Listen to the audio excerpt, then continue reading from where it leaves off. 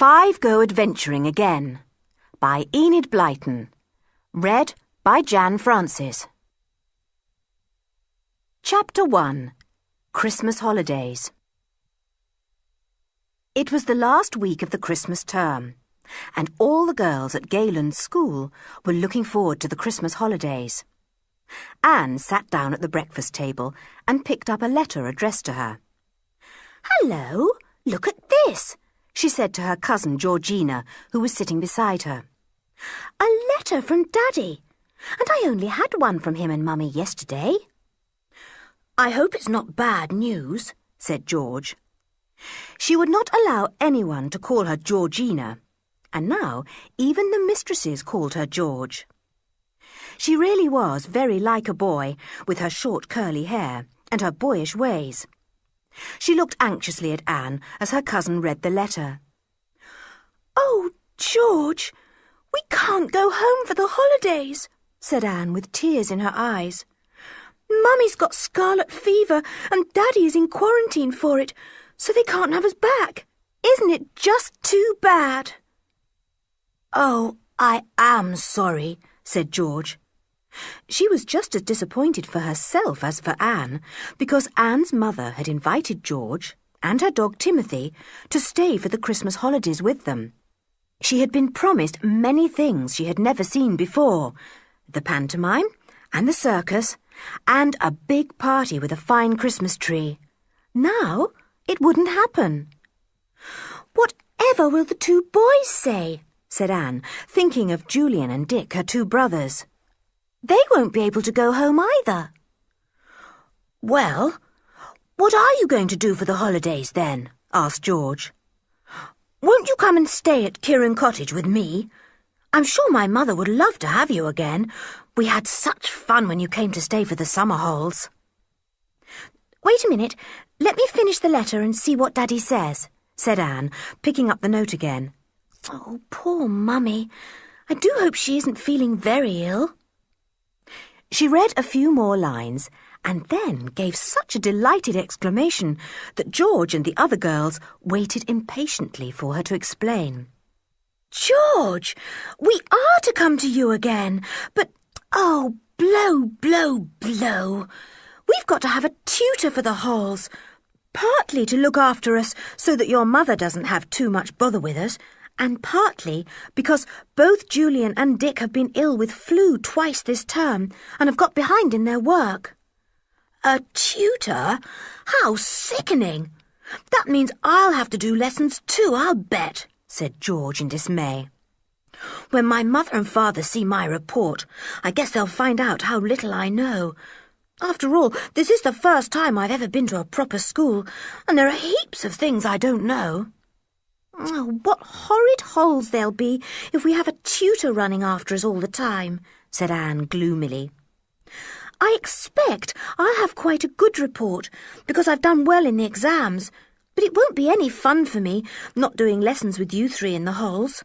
Though, of course, I could go off with Timothy, I suppose. He won't be doing lessons." "Yes, he will," said George at once. She could not bear the idea of her beloved dog Timothy going off each morning with Anne, while she, George, sat and worked hard with Julian and Dick. "Timothy can't do lessons. Don't be silly, George," said Anne. "He can sit under my feet while I'm doing them," said George. "It will be a great help to feel him there. Oh, for goodness sake, eat up your sausages, Anne. We're all nearly finished. The bell will be going in a minute, and you won't have had any breakfast." "I'm glad Mummy isn't very bad," said Anne, hurriedly finishing her letter. "Daddy says he's written to Dick and Julian and to your father to ask him to engage a tutor for us. Oh, dash! This is an awful disappointment, isn't it? I don't mean I shan't enjoy going to Kieran Cottage again and seeing Kieran Island, but after all, there are no pantomimes or circuses or parties to look forward to at Kieran." The end of term came quickly. Anne and George packed up their trunks and put on the labels, enjoying the noise and excitement of the last 2 days. The big school coaches rolled up to the door and the girls clambered in. "Off to Kirin again," said Anne. "Come on, Timothy, darling. You can sit between me and George." Galen's school allowed the children to keep their own pets, and Timothy, George's big mongrel dog, had been a great success. Except for the time when he had run after the dustman and dragged the dustbin away from him all the way up the school grounds and into George's classroom, he had really behaved extremely well. "I'm sure you'll have a good report, Tim," said George, giving the dog a hug. "We're going home again. Will you like that?" "Ruff," said Tim in his deep voice.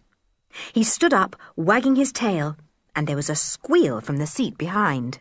"George, make Tim sit down. He's wagging my hat off." It was not very long before the two girls and Timothy were in London, being put into the train for Kirin. "I do wish the boys broke up today too," sighed Anne.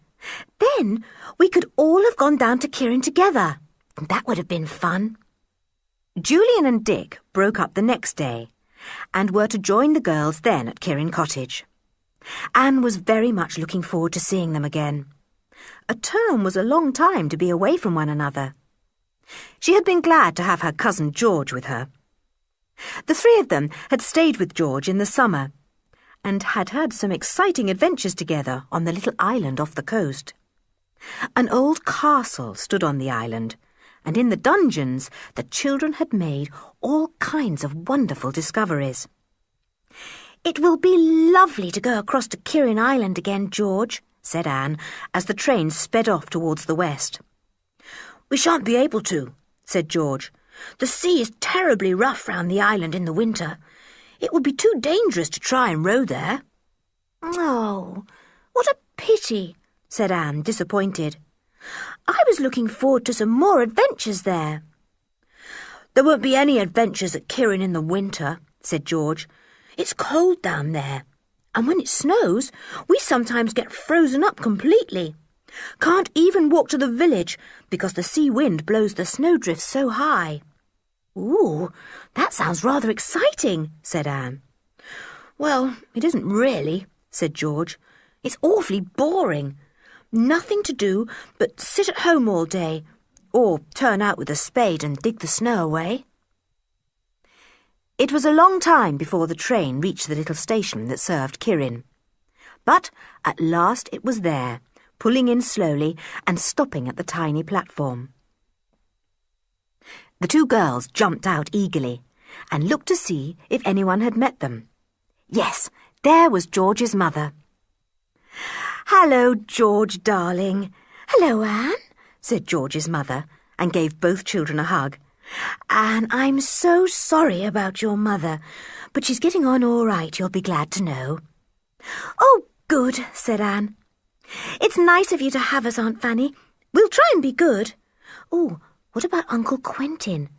Will he mind having 4 children in the house in the winter time? We won't be able to go out and leave him in peace as often as we did in the summer." George's father was a scientist, a very clever man, but rather frightening. He had little patience with children, and the 4 of them had felt very much afraid of him at times in the summer. "Oh, your uncle is still working very hard at his book," said Aunt Fanny. "You know, he has been working out a secret theory, a secret idea, and putting it all into his book. He says that once it is all explained and finished, he is to take it to some high authority, and then his idea will be used for the good of the country." "Oh, Aunt Fanny, it does sound exciting," said Anne. "What's the secret?" "I can't tell you that, silly," said her aunt, laughing. "Why, even I myself don't know it. Come along now, it's cold standing here. Timothy looks very fat and well, George dear." "Oh, Mother, he's had a marvellous time at school," said George. "He really has. He chewed up the cook's old slippers, and he chased the cat that lives in the stables every time he saw her," said Anne. "And once he got into the larder and ate a whole steak pie," said George. "And once—" "Good gracious, George. I should think the school will refuse to have Timothy next term," said her mother in horror. "Wasn't he well punished? I hope he was." "No, he wasn't," said George, going rather red. "You see, Mother, we are responsible for our pets and their behaviour ourselves, so if ever Timothy does anything bad, I'm punished for it, because I haven't shut him up properly or something like that." "Well, you must have had quite a lot of punishments then," said her mother as she drove the little pony trap along the frosty roads. "I really think that's rather a good idea." There was a twinkle in her eyes as she spoke. "I think I'll keep on with the same idea. Punish you every time Timothy misbehaves himself." The girls laughed. They felt happy and excited. Holidays were fun. Going back to Kirin was lovely. Tomorrow the boys would come, and then Christmas would be there. "Good old Kirin Cottage," said Anne as they came in sight of the pretty old house. "Oh, look! There's Kirin Island." The two looked out to sea where the old ruined castle stood on the little island of Kirin. What adventures they had had there in the summer. The girls went into the house. "Quentin," called George's mother. "Quentin, the girls are here." Uncle Quentin came out of his study at the other side of the house. Anne thought he looked taller and darker than ever. "And frownier," she said to herself. Uncle Quentin might be very clever, but Anne preferred someone jolly and smiling, like her own father. She shook hands with her uncle politely and watched George kiss him.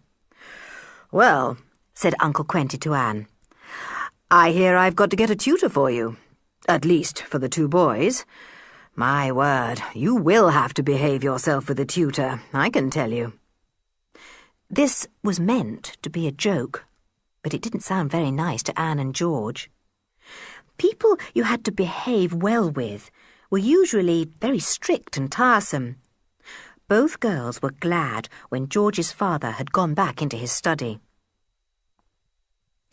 "Your father has been working far too hard lately," said George's mother to her.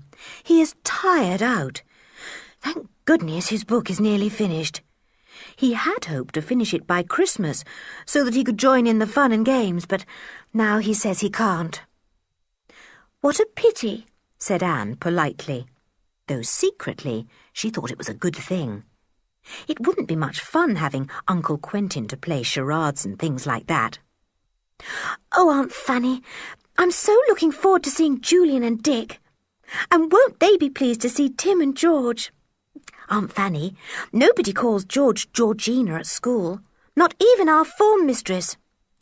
I was rather hoping they would, because I wanted to see what would happen when she refused to answer to Georgina. George, you liked school, didn't you?" "Yes," said George, "I did. I thought I'd hate being with a lot of others, but it's fun after all. But, Mother, you won't find my report very good, I'm afraid. There were such a lot of things I was bad at because I'd never done them before." "Well, you'd never been to school before," said her mother. "I'll explain it to your father if he gets upset. Now go along and get ready for a late tea. You must be very hungry." The girls went upstairs to their little room.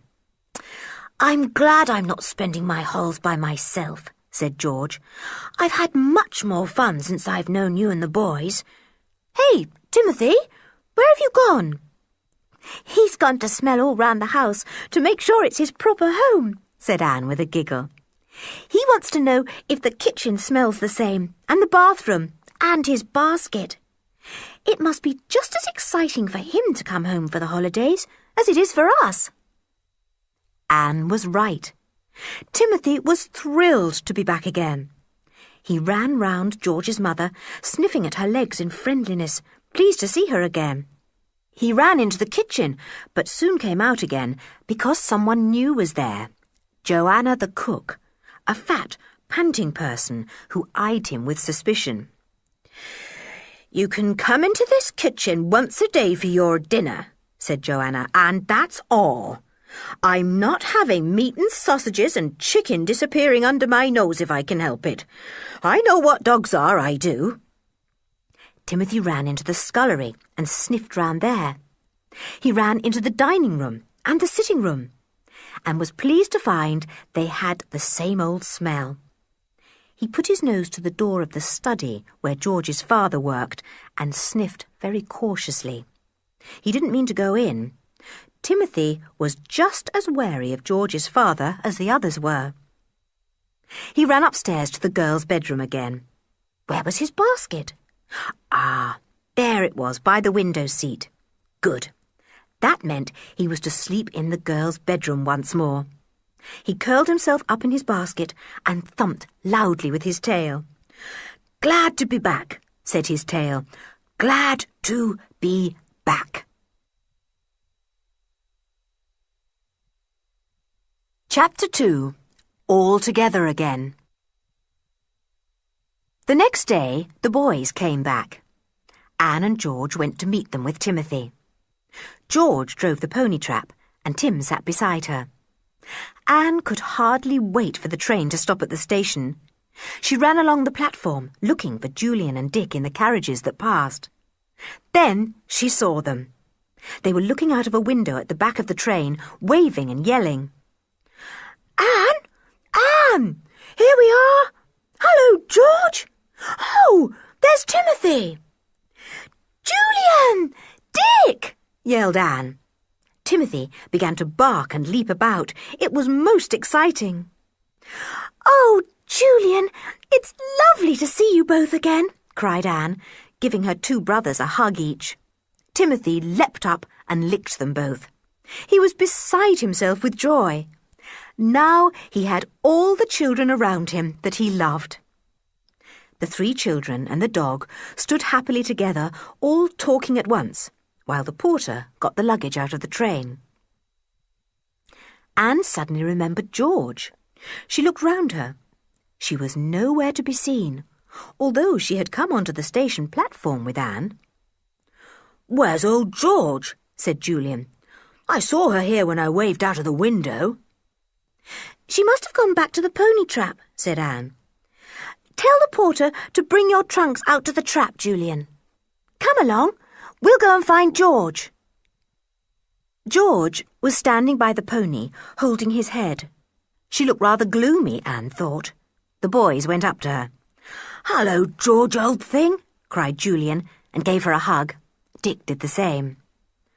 "What's up?" asked Anne, wondering at George's sudden silence. "I believe George felt left out," said Julian with a grin. "Funny old Georgina." "Don't call me Georgina," said the little girl fiercely. The boys laughed. "Ah, it's the same fierce old George, all right," said Dick, and gave the girl a friendly slap on the shoulder. "Oh, George, it's good to see you again. Do you remember our marvellous adventures in the summer?" George felt her awkwardness slipping away from her. She had felt left out when she had seen the great welcome that the two boys gave to their small sister, but no one could sulk for long with Julian and Dick. They just wouldn't let anyone feel left out or awkward or sulky. The four children climbed into the trap. The porter heaved in the two trunks. There was only just room for them. Timothy sat on top of the trunks, his tail wagging 19 to the dozen, and his tongue hanging out because he was panting with delight. "You two girls were lucky to be able to take Tim to school with you," said Dick, patting the big dog lovingly. "No pets are allowed at our school. Awfully hard on those fellows who like live things." "Thompson Minor kept white mice," said Julian, "and one day they escaped and met Matron round a corner of the passage. She squealed the place down." The girls laughed. The boys always had funny tales to tell when they got home. "And Kennedy keeps snails," said Dick. "You know snails sleep for the winter. But Kennedy kept his in far too warm a place, and they all crawled out of their box and went up the walls. You should have heard how we laughed when the geography master asked Thompson to point out Cape Town on the map, and there was one of the snails in the very place. Everyone laughed again. It was so good to be all together once more. They were very much of an age. Julian was 12, George and Dick were 11, and Anne was 10. Holidays and Christmas time were in front of them. No wonder they laughed at everything, even the silliest little joke. "It's good that Mummy is getting on all right, isn't it?" said Dick, as the pony went along the road at a great pace. "I was disappointed not to go home. I must say, I did want to go to see Aladdin and the Lamp and the circus, but still, it's good to be back at Kirin Cottage again. I wish we could have some more exciting adventures. Not a hope of that this time, though." "There's one snag about these halls," said Julian, "and that's the tutor. I hear we've got to have one because Dick and I missed so much school this term, and we've got to take important exams next summer." "Yes," said Anne. "I wonder what he'll be like. I do hope he'll be a sport. Uncle Quentin is going to choose one today." Julian and Dick made faces at one another. They felt sure that any tutor chosen by Uncle Quentin would be anything but a sport. Uncle Quentin's idea of a tutor would be somebody strict and gloomy and forbidding. Never mind, he wouldn't come for a day or two, and he might be fun.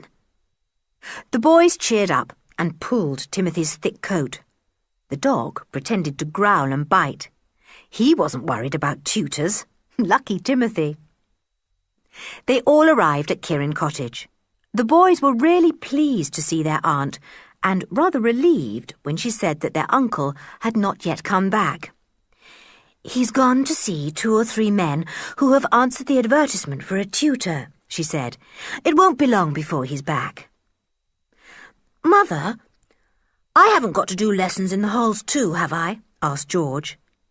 Nothing had yet been said to her about this, and she longed to know. "Oh, yes, George," said her mother. "Your father has seen your report, and although it isn't really a bad one, and we certainly didn't expect a marvellous one, still it does show that you are behind your age in some things. A little extra coaching will soon help you along." George looked gloomy. She had expected this, but it was tiresome all the same. "Anne's the only one who won't have to do lessons," she said. "I'll do some too," promised Anne. "Well, perhaps not always, George, if it's a very fine day, for instance, but sometimes, just to keep you company." "Thanks," said George, "but you needn't. I shall have Timmy." George's mother looked doubtful about this. "We'll have to see what the tutor says about that," she said. "Mother, if the tutor says I can't have Timothy in the room, I jolly well won't do holiday lessons," began George fiercely. Her mother laughed. Well, well, here's our fierce, hot-tempered George again," she said. "Go along, you 2 boys, and wash your hands and do your hair. You seem to have collected all the grime on the railway." The children and Timothy went upstairs. It was such fun to be 5 again. They always counted Tim as one of themselves. He went everywhere with them, and really seemed to understand every single word they said. "I wonder what sort of a tutor Uncle Quentin will choose," said Dick as he scrubbed his nails. "If only he would choose the right kind, someone jolly and full of fun, who knows that holiday lessons are sickening to have and tries to make up for them by being a sport out of lesson time. I suppose we'll have to work every morning." "Hurry up, I want my tea," said Julian. "Come on down, Dick. We'll know about the tutor soon enough." They all went down together and sat round the table. Joanna, the cook, had made a lovely lot of buns and a great big cake. There was not much left of either by the time the 4 children had finished. Uncle Quentin returned just as they were finishing. He seemed rather pleased with himself. He shook hands with the two boys and asked them if they had had a good term. "Did you get a tutor, Uncle Quentin?" asked Anne, who could see that everyone was simply bursting to know this. "Ah, yes, I did," said her uncle. He sat down while Aunt Fanny poured him out a cup of tea. "I interviewed 3 applicants and had almost chosen the last one when another fellow came in, all in a hurry. Said he had only just seen the advertisement and hoped he wasn't too late." "Did you choose him?" asked Dick. "I did," said his uncle. "He seemed a most intelligent fellow. Even knew about me and my work. And he had the most wonderful letters of recommendation." "I don't think the children need to know all these details," murmured Aunt Fanny. "Anyway, you asked him to come?" "Oh, yes," said Uncle Quentin. "He's a good bit older than the others. They were rather young fellows. This one seems very responsible and intelligent. I'm sure you'll like him, Fanny. He'll fit in here very well. I feel I would like to have him to talk to me sometimes in the evening." The children couldn't help feeling that the new tutor sounded rather alarming. Their uncle smiled at their gloomy faces. "You're like Mr. Rowland," he said. "He knows how to handle youngsters. Knows he's got to be very firm, and to see that you know a good bit more at the end of the holidays than you did at the beginning." This sounded even more alarming. All 4 children wished heartily that Aunt Fanny had been to choose the tutor and not Uncle Quentin. "When is he coming?" asked George. "Tomorrow," said her father. "You can all go to meet him at the station. That will make a nice welcome for him." "We had thought of taking the bus and going to do a bit of Christmas shopping," said Julian, seeing Anne looking very disappointed. "Oh, no, you must certainly go and meet Mr. Rowland," said his uncle. "I told him you would. And mind you, you 4, no nonsense with him. You're to do as you're told, and you must work hard with him because your father is paying very high fees for his coaching. I'm paying a third because I want him to coach George a little too.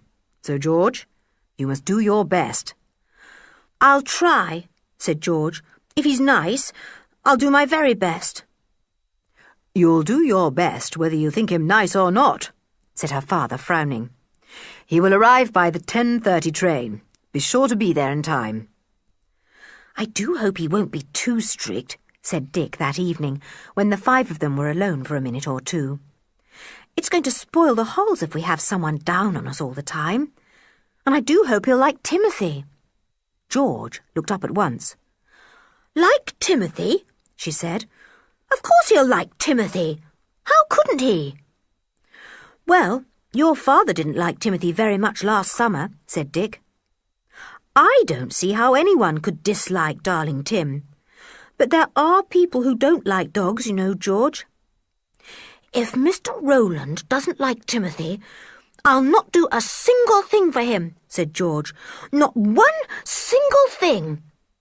"She's gone all fierce again," said Dick with a laugh. "My word, the sparks will fly if Mr. Rowland dares to dislike our Timothy." Chapter 3. The New Tutor. Next morning, the sun was out. All the sea mist that had hung about for the last 2 days had disappeared, and Kirin Island showed plainly at the mouth of Kirin Bay. The children stared longingly at the ruined castle on it. "I do wish we could get over to the castle," said Dick. "It looks quite calm enough, George." "It's very rough by the island," said George. "It always is this time of year.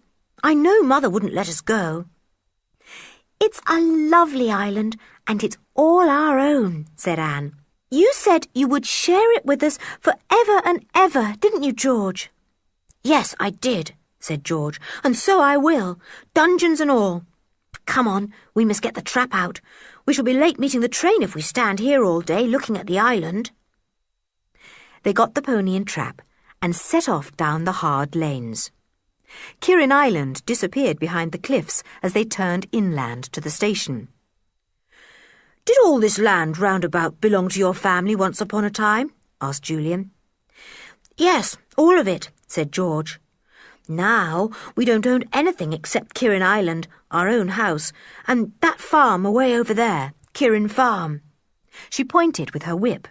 The children saw a fine old farmhouse standing on a hill a good way off over the heather-clad common. "Who lives there?" asked Julian. "Oh, an old farmer and his wife," said George. "They were nice to me when I was smaller. We'll go over there one day if you like. Mother says they don't make the farm pay any more, and in the summertime they take in people who want a holiday." "Listen, that's the train whistling in the tunnel," said Julian suddenly. "Buck up, for goodness sake, George. We shan't be there in time." The 4 children and Timothy looked at the train coming out of the tunnel and drawing in at the station. The pony cantered along swiftly. They would be just in time. "Who's going onto the platform to meet him?" asked George, as they drew into the little station yard. "I'm not. I must look after Tim and the pony." "I don't want to," said Anne. "I'll stay with George." "Well, we'd better go then," said Julian, and he and Dick leapt out of the trap. They ran onto the platform just as the train pulled up. Not many people got out. A woman clambered out with a basket. A young man leapt out, whistling, the son of the baker in the village. An old man climbed down with difficulty. The tutor could be none of those. Then, right at the front of the train, rather an odd-looking man got out. He was short and burly, and he had a beard rather like a sailor. His eyes were piercingly blue, and his thick hair was sprinkled with grey. He glanced up and down the platform, and then beckoned to the porter. "That must be Mr. Rowland," said Julian to Dick. "Come on, let's ask him. There's no one else it could be." The boys went up to the bearded man. "Are you Mr. Rowland, sir?" he asked. "I am," said the man. "I suppose you are Julian and Dick?"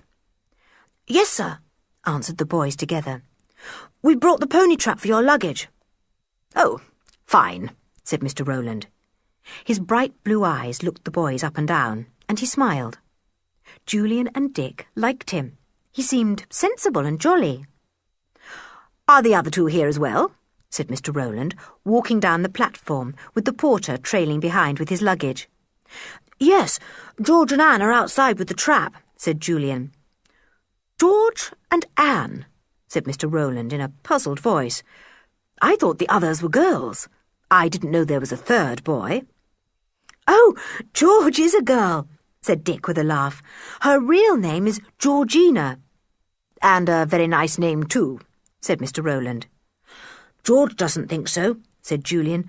"She won't answer if she's called Georgina. You'd better call her George, sir." "Really?" said Mr. Rowland in rather a chilly tone. Julian took a glance at him. "Not quite so jolly as he looks," thought the boy. "Tim's out there too," said Dick. "Oh, and is Tim a boy or a girl?" inquired Mr. Rowland cautiously. "A dog, sir," said Dick with a grin. Mr. Rowland seemed rather taken aback. "A dog?" he said. "I didn't know there was a dog in the household. Your uncle said nothing to me about a dog." "Don't you like dogs?" asked Julian in surprise. "No," said Mr. Rowland shortly. "But I dare say your dog won't worry me much. Hello, hello. So, here are the little girls. How do you do?" George was not very pleased at being called a little girl. For one thing, she hated to be spoken of as little. And for another thing, she always tried to be a boy. She held out her hand to Mr. Rowland and said nothing. Anne smiled at him, and Mr. Rowland thought she was much the nicer of the 2. "Tim, shake hands with Mr. Rowland," said Julian to Timothy. This was one of Tim's really good tricks. He could hold out his right paw in a very polite manner. Mr. Rowland looked down at the big dog, and Tim looked back at him. Then, very slowly and deliberately, Timothy turned his back on Mr. Rowland and climbed up into the pony trap. Usually he put out his paw at once when told to, and the children stared at him in amazement. "Timothy, "What's come over you?" cried Dick. Tim put his ears down and did not move. "He doesn't like you," said George, looking at Mr. Rowland. "That's very strange. He usually likes people. But perhaps you don't like dogs." "No, I don't, as a matter of fact," said Mr. Rowland. "I was once very badly bitten as a boy, and somehow or other I've never managed to like dogs since. But I dare say your Tim will take to me sooner or later." They all got into the trap. It was a tight squeeze. Timothy looked at Mr. Rowland's ankles as if he would rather like to nibble them. Anne laughed. "Tim is behaving strangely," she said. "It's a good thing you haven't come to teach him, Mr. Rowland." She smiled up at the tutor, and he smiled back, showing very white teeth. His eyes were as brilliant a blue as George's. Anne liked him. He joked with the boys as they drove him, and both of them began to feel that their Uncle Quentin hadn't made such a bad choice after all. Only George said nothing. She sensed that the tutor disliked Timothy, and George was not prepared to like anyone who didn't take to Timothy at first sight. She thought it was very peculiar, too, that Tim would not shake paws with the tutor. "He's a clever dog," she thought. "He knows Mr. Rowland doesn't like him, so he won't shake hands. I don't blame you, Tim, darling. I wouldn't shake hands with anyone who didn't like me." Mr. Rowland was shown up to his room when he arrived. Aunt Fanny came down and spoke to the children. "Well, he seems very nice, youngish and jolly." "Youngish?" exclaimed Julian. "Why, he's awfully old. Must be 40 at the very least." Aunt Fanny laughed.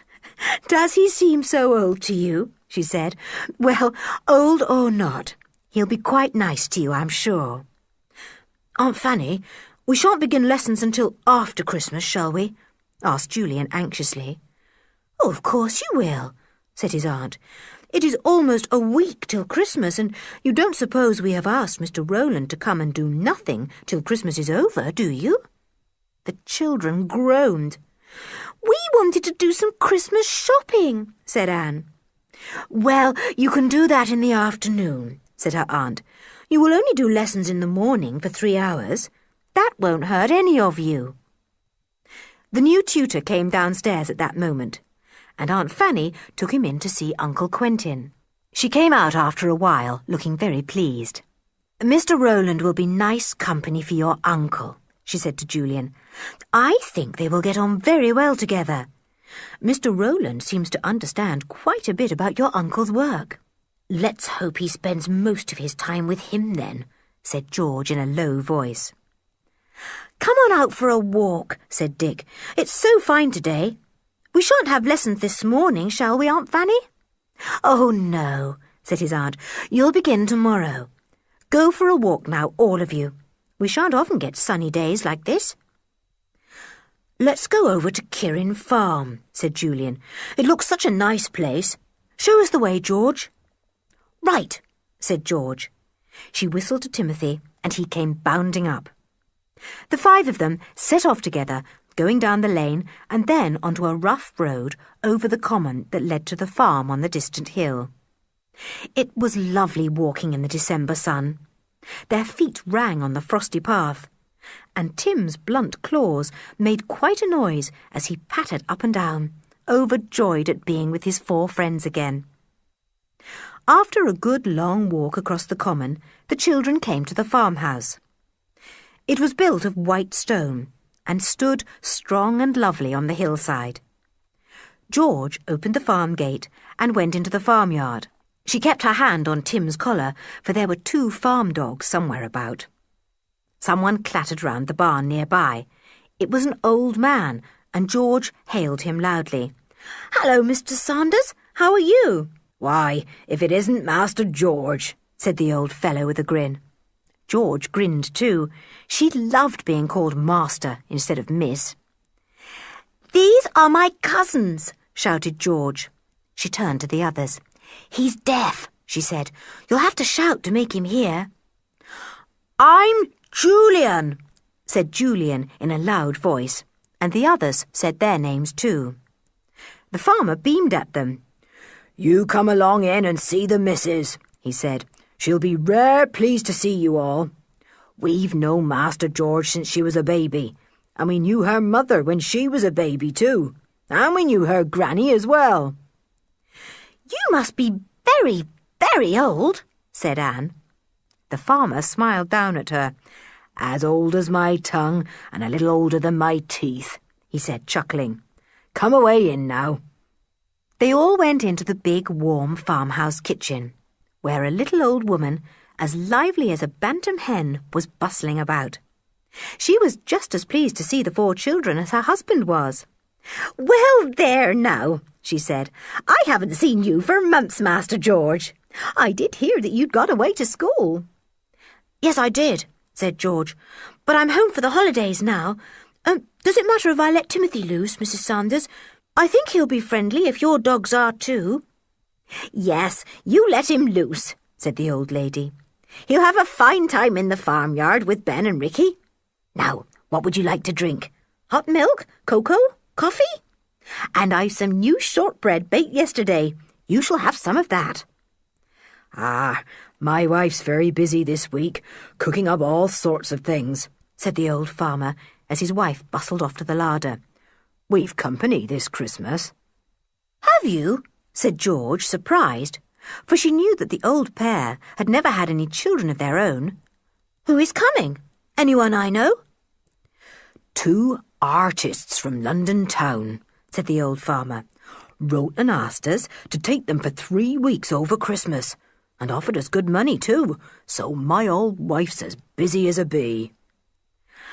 "Are they going to paint pictures?" asked Julian, who rather fancied himself as an artist too.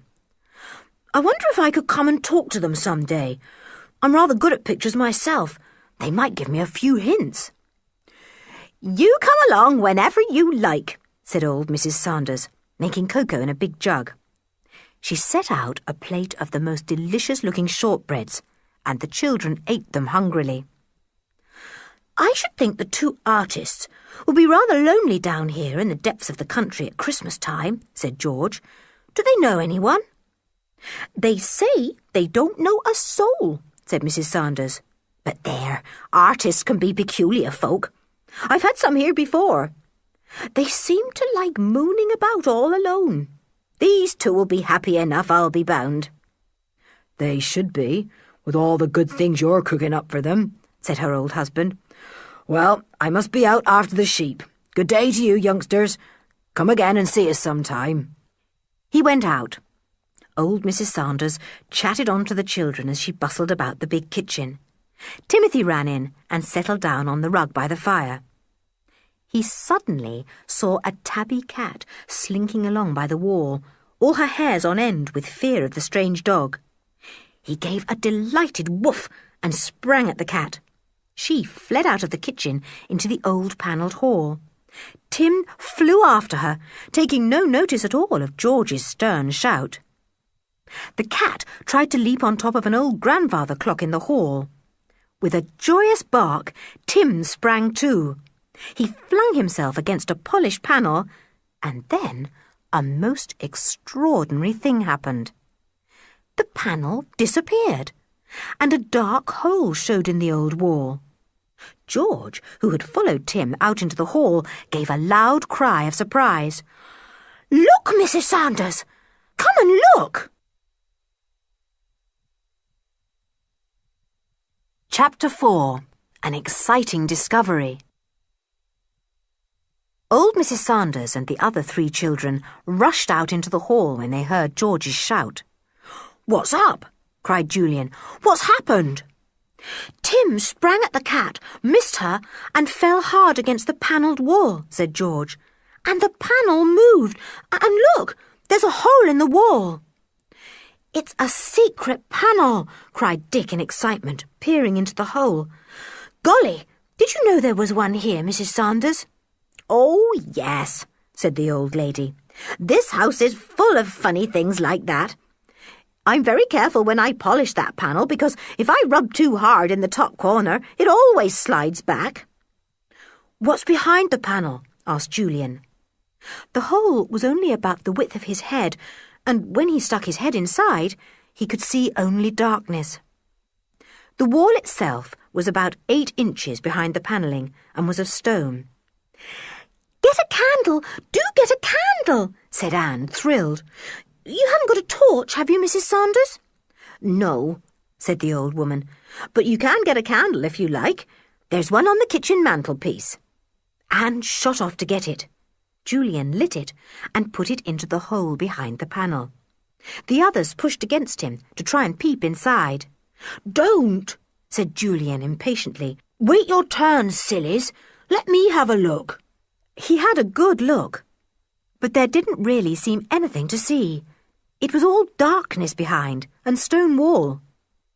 He gave the candle to Dick, and then each of the children had a turn at peeping. Old Mrs. Saunders had gone back to the kitchen. She was used to the sliding panel. "She said this house was full of strange things like that," said Anne. "What other things are there, do you think? Let's ask her." They slid the panel back into place and went to find Mrs. Saunders. "Mrs. Saunders, what other funny things are there in Kirin Farmhouse?" asked Julian. "There's a cupboard upstairs with a false back," said Mrs. Saunders. "Oh, don't look so excited. There's nothing in it at all. And there's a big stone over there by the fireplace that pulls up to show a hidey hole. I suppose in the old days people wanted good hiding places for things." The children ran to the stone she pointed out. It had an iron ring in it and was easily pulled up. Below was a hollowed-out place, big enough to take a small box.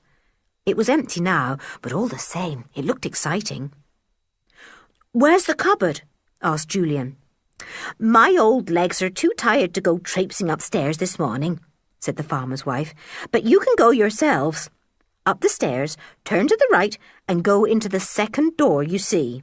The cupboard is at the farther end. Open the door and feel about at the bottom till you come across a dent in the wood. Press it hard, and the false back slides to the side." The 4 children and Timothy ran upstairs as fast as they could, munching shortbread as they went. This really was a very exciting morning. They found the cupboard and opened the door.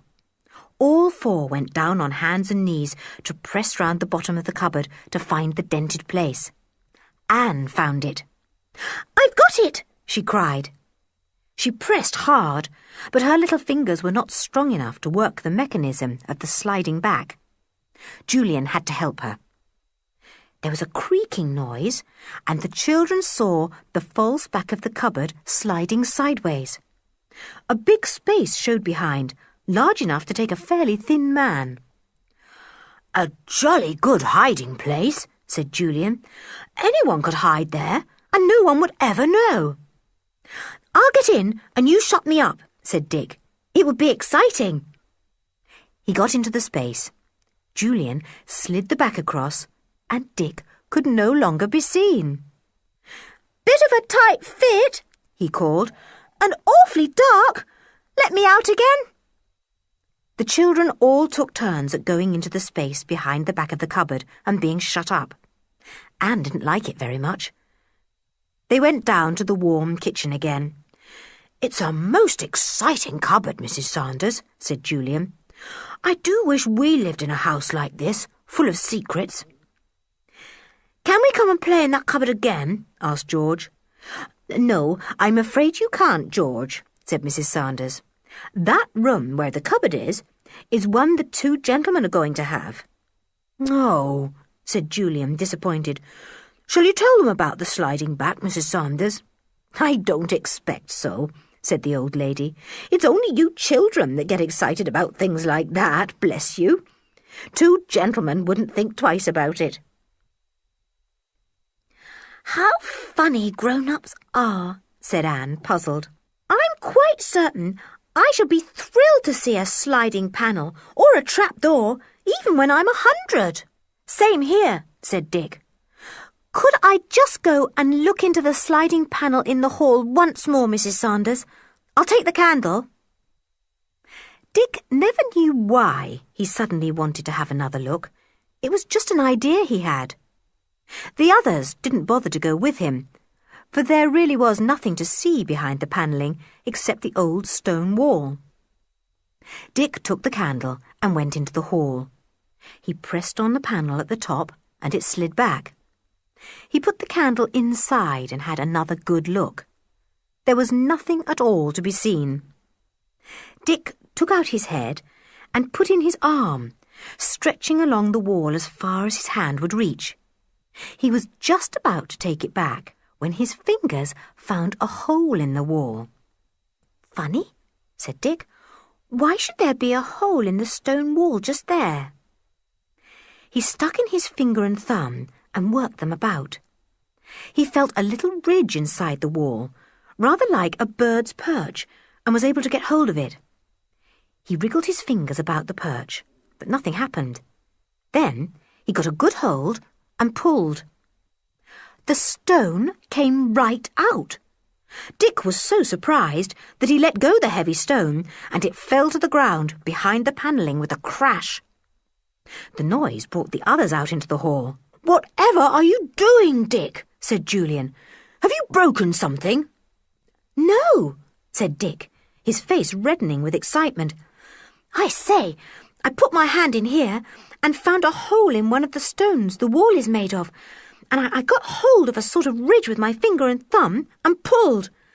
The stone came right out, and I got such a surprise I let go. It fell, and that's what you heard."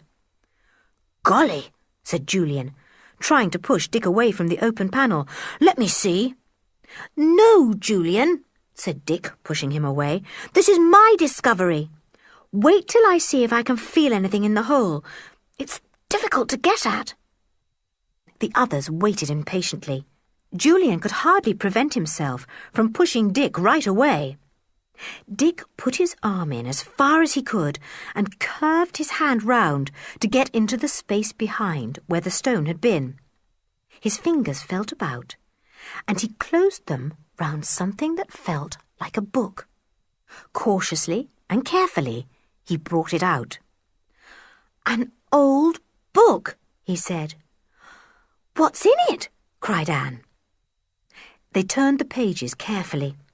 They were so dry and brittle that some of them fell into dust. "I think it's a book of recipes," said Anne, as her sharp eyes read a few words in the old, brown, faded handwriting. "Let's take it to Mrs. Sanders." The children carried the book to the old lady. She laughed at their beaming faces. She took the book and looked at it, not at all excited. "Yes," she said, "it's a book of recipes, that's all it is. See, the name in the front, Alice Mary Sanders. That must have been my husband's great-grandmother. She was famous for her medicines, I know. It was said she could cure any ill in man or animal, no matter what it was." "It's a pity it's so hard to read her writing," said Julian, disappointed. "The whole book is falling to pieces, too. It must be very old." "Do you think there's anything else in that hidey-hole?" asked Anne. "Julian, you go and put your arm in. It's longer than Dick's." "There didn't seem to be anything else at all," said Dick. "It's a very small place, just a few inches of hollow space behind that brick or stone that fell down." "Well, I'll just put my hand in and see," said Julian. They all went back into the hall.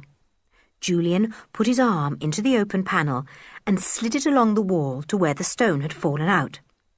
His hand went into the space there, and his long fingers groped about, feeling for anything else that might be there. There was something else, something soft and flat that felt like leather. Eagerly, the boy's fingers closed over it, and he drew it out carefully, half afraid that it might fall to pieces with age. "I've got something," he said, his eyes gleaming brightly. "Look! What is it?" The others crowded round. "It's rather like Daddy's tobacco pouch," said Anne, feeling it. "The same shape. Is there anything inside?" It was a tobacco pouch, very dark brown, made of soft leather and very much worn. Carefully, Julian undid the flap and unrolled the leather. A few bits of black tobacco were still in the pouch, but there was something else too.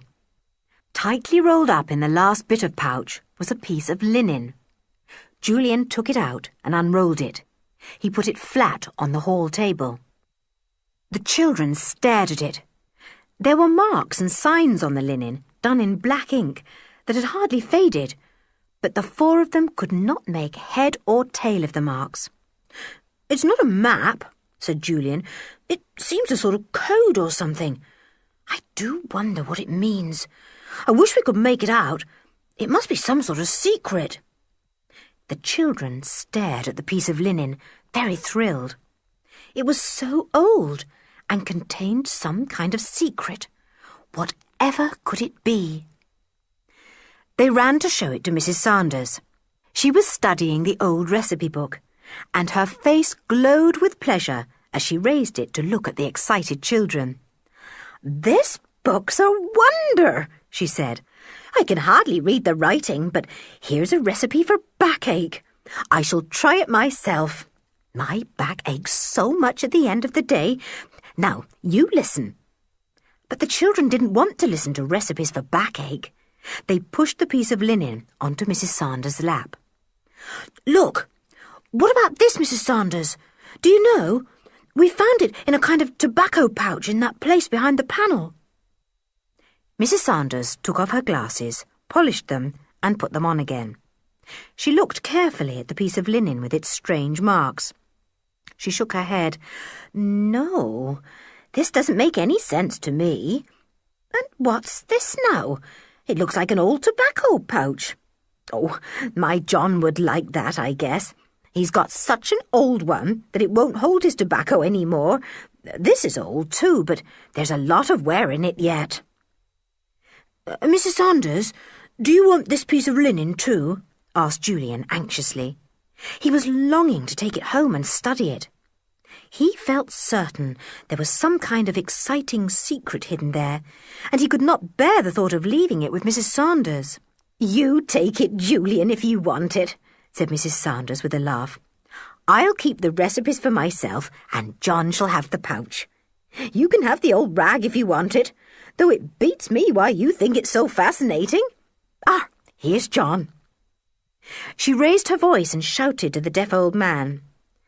"Hey, John, here's a tobacco pouch for you. The children found it somewhere behind that panel that opens in the hall." John took it and fingered it. "It's a strange one," he said, "but better than mine.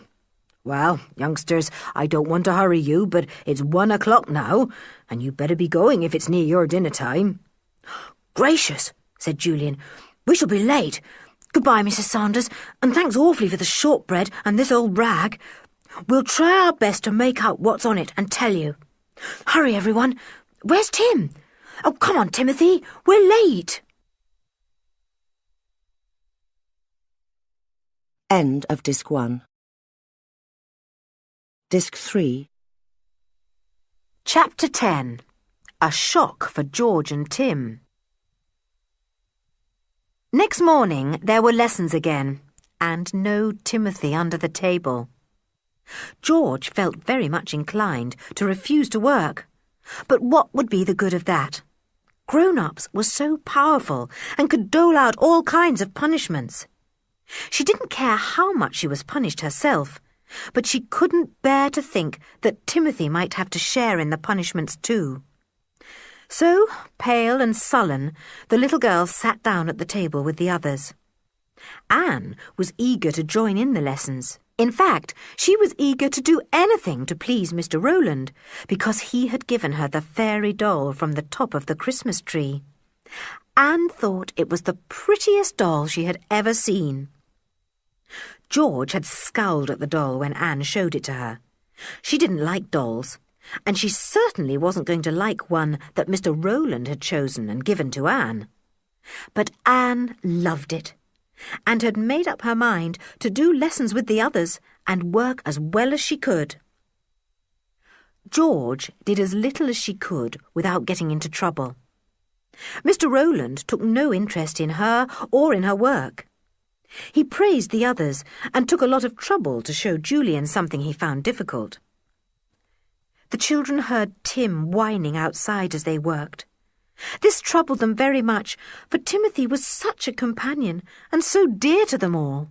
They could not bear to think of him left out of everything, cold and miserable in the yard kennel. When the 10 minutes break came, and Mr. Rowland went out of the room for a few minutes, Julian spoke to George. "George, it's awful for us to hear poor old Tim whining out there in the cold, and I'm sure I heard him cough. Let me speak to Mr. Rowland about him.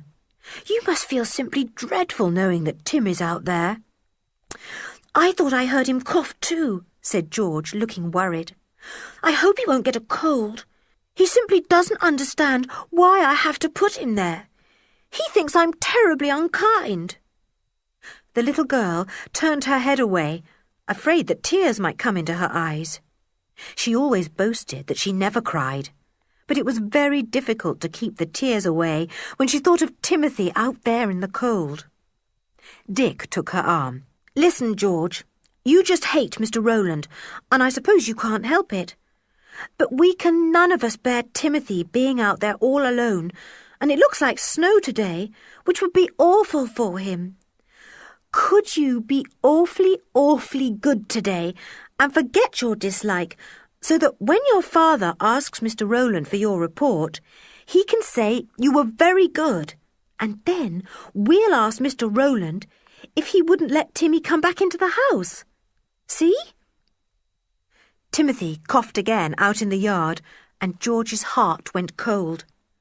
Suppose he got that awful illness called pneumonia, and she couldn't nurse him because he had to live in the kennel. She would die of unhappiness. She turned to Julian and Dick.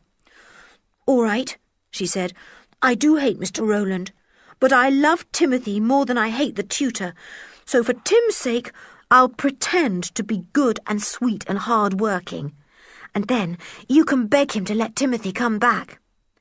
"Good girl," said Julian. "Now, here he comes, so do your best." To the tutor's enormous surprise, George gave him a smile when he came into the room. This was so unexpected that it puzzled him. He was even more puzzled to find that George worked harder than anyone for the rest of the morning, and she answered politely and cheerfully when he spoke to her. He gave her a word of praise. "Well done, Georgina. I can see you've got brains." "Thank you," said George, and gave him another wan smile, a very watery, poor affair compared with the happy smiles the others had been used to, but still, it was a smile.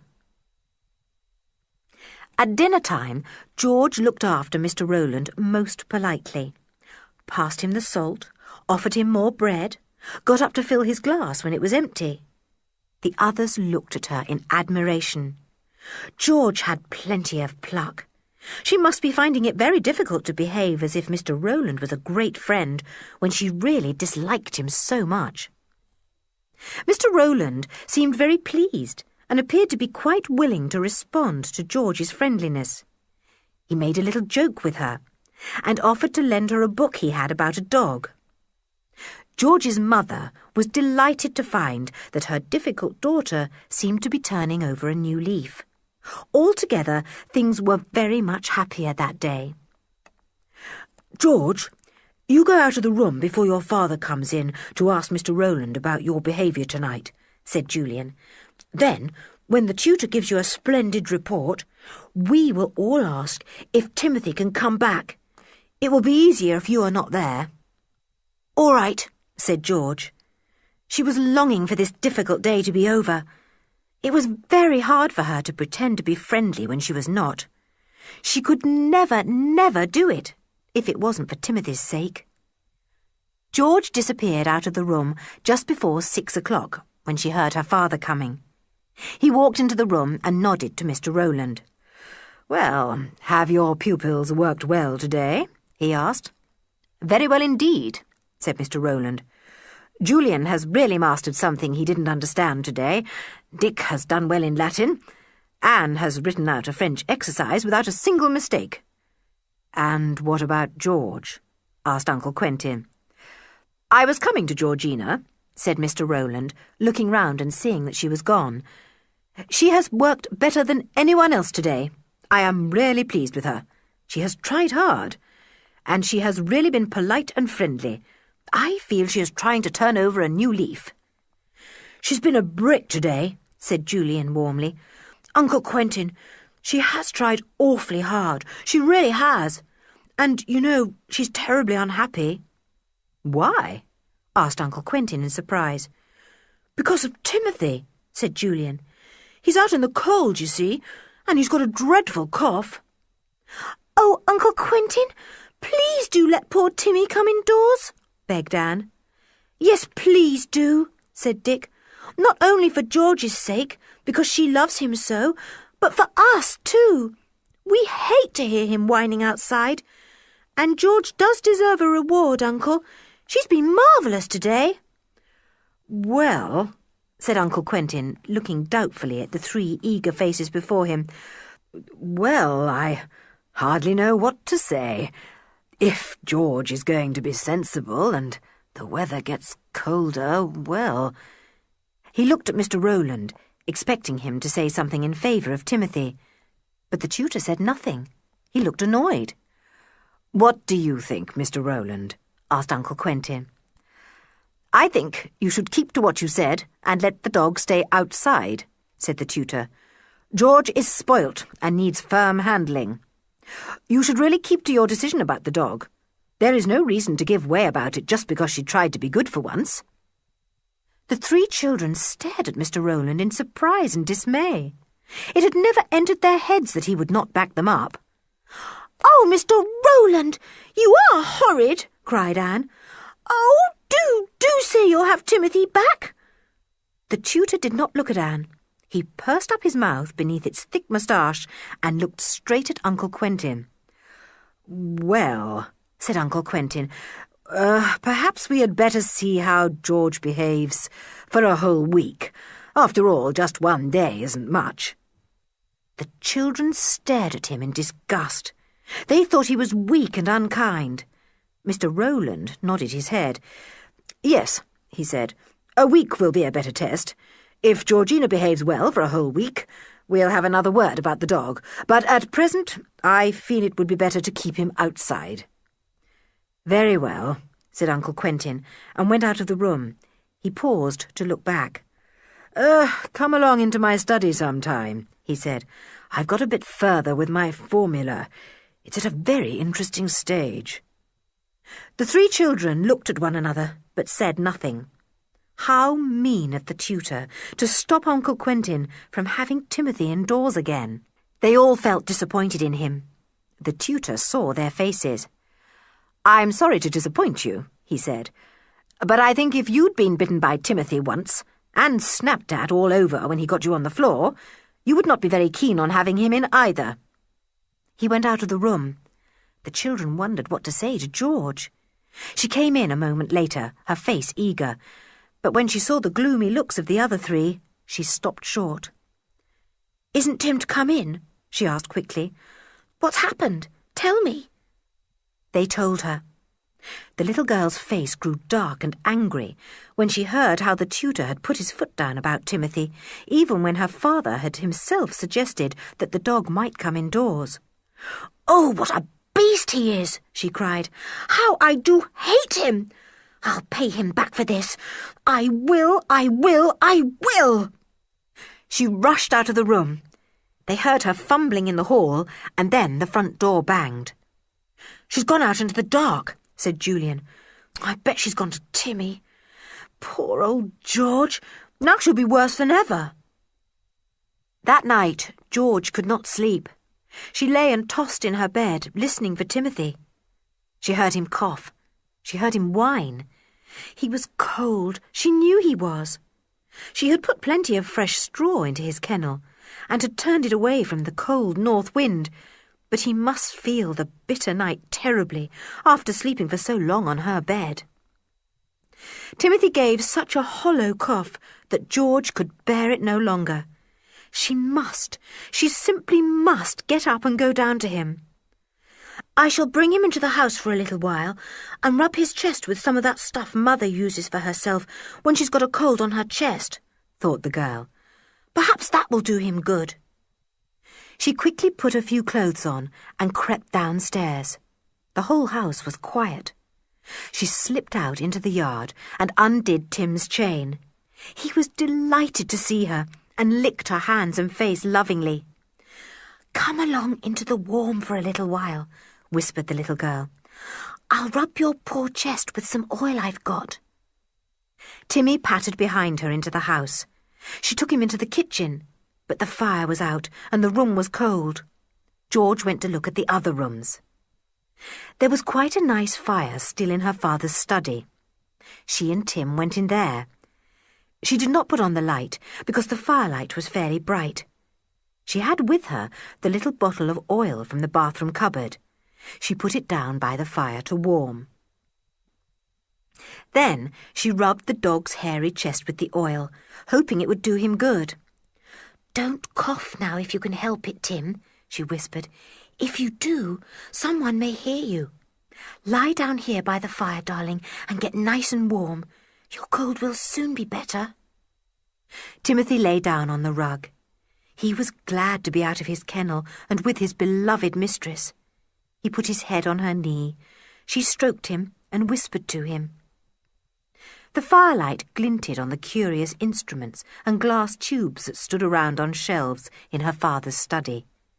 A log shifted a little in the fire and settled lower, sending up a cloud of sparks. It was warm and peaceful there. The little girl almost fell asleep. The big dog closed his eyes too and rested peacefully, happy and warm. George settled down with her head on his neck. She awoke to hear the study clock striking 6. The room was cold now and she shivered. Goodness, 6 o'clock! Joanna the cook would soon be awake. She must not find Timmy and George in the study. Tim, darling, wake up. We must put you back into your kennel, whispered George. I'm sure your cold is better because you haven't coughed once since you've been indoors. Get up and don't make a noise. Shh. Tim stood up and shook himself. He licked George's hand. He understood perfectly that he must be quite quiet. The two of them slipped out of the study, went into the hall and out of the front door. In a minute or two, Timothy was on the chain and in his kennel, cuddled down among the straw. George wished she could cuddle there with him. She gave him a pat and slipped back indoors again. She went up to bed, sleepy and cold. She forgot that she was partly dressed and got into bed just as she was. She was asleep in a moment. In the morning, Anne was most amazed to find that George had on vest, knickers, jeans and jersey when she got out of bed to dress. Look, she said, you're half dressed. But I saw you undressing last night.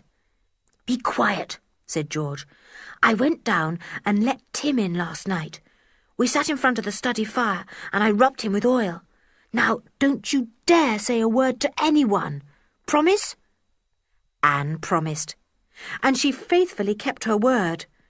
Well, well, to think that George dared to roam about like that all night. What an extraordinary girl she was. Chapter 11. Stolen Papers.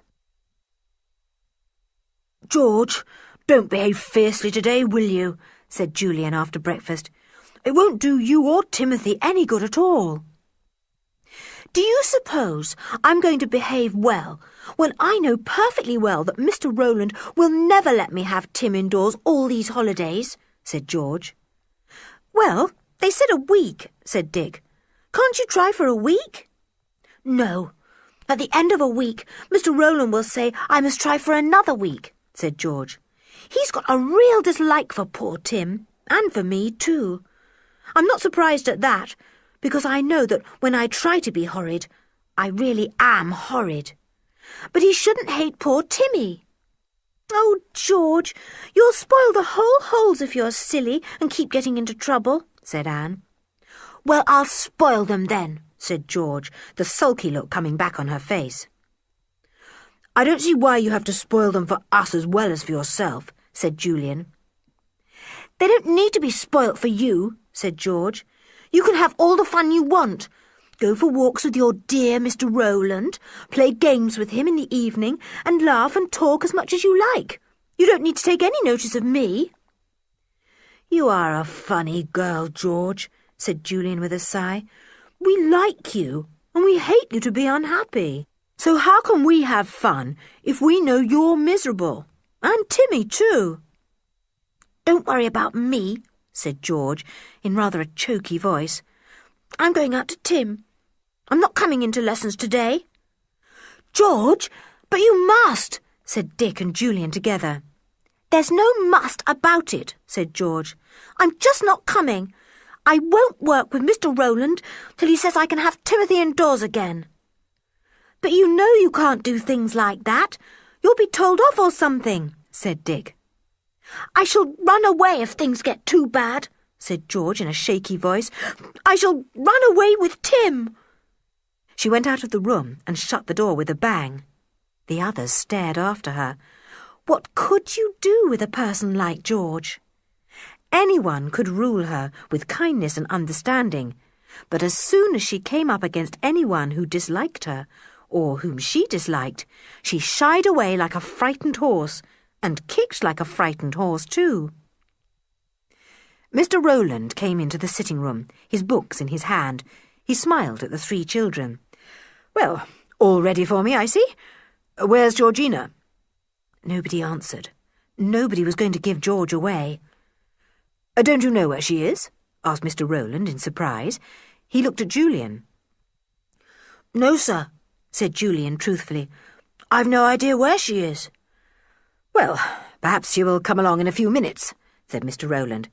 Gone to feed that dog of hers, I suppose. They all settled down to work. The time went on, and George did not come in. Mr. Rowland glanced at the clock and made an impatient clicking noise with his tongue. Really, it's too bad of Georgina to be so late. Anne, go and see if you can find her. Anne went. She looked in the bedroom. There was no George there. She looked in the kitchen. Joanna was there making cakes. She gave the little girl a hot piece to eat. She had no idea where George was. Anne couldn't find her anywhere. She went back and told Mr. Rowland. He looked angry. I shall have to report this to her father, he said. I have never had to deal with such a rebellious child before. She seems to do everything she possibly can to get herself into trouble. Lessons went on. Break came, and still George did not appear. Julian slipped out and saw that the yard kennel was empty. So, George had gone out with Timmy. What a row she would get into when she got back. No sooner had the children settled down after break to do the rest of the morning's lessons than a big disturbance came. Uncle Quentin burst in, looking upset and worried. Have any of you children been into my study? He asked. No, Uncle Quentin, they all answered. You said we weren't to, said Julian. Why? Has something been broken? Asked Mr. Rowland. Yes, the test tubes I set yesterday for an experiment have been broken, and what is worse, 3 most important pages of my book have gone, said Uncle Quentin. I can write them out again, but only after a great deal of work. I can't understand it. Are you sure, children, that none of you has been meddling with things in my study? Quite sure, they answered. Anne went very red. She suddenly remembered what George had told her.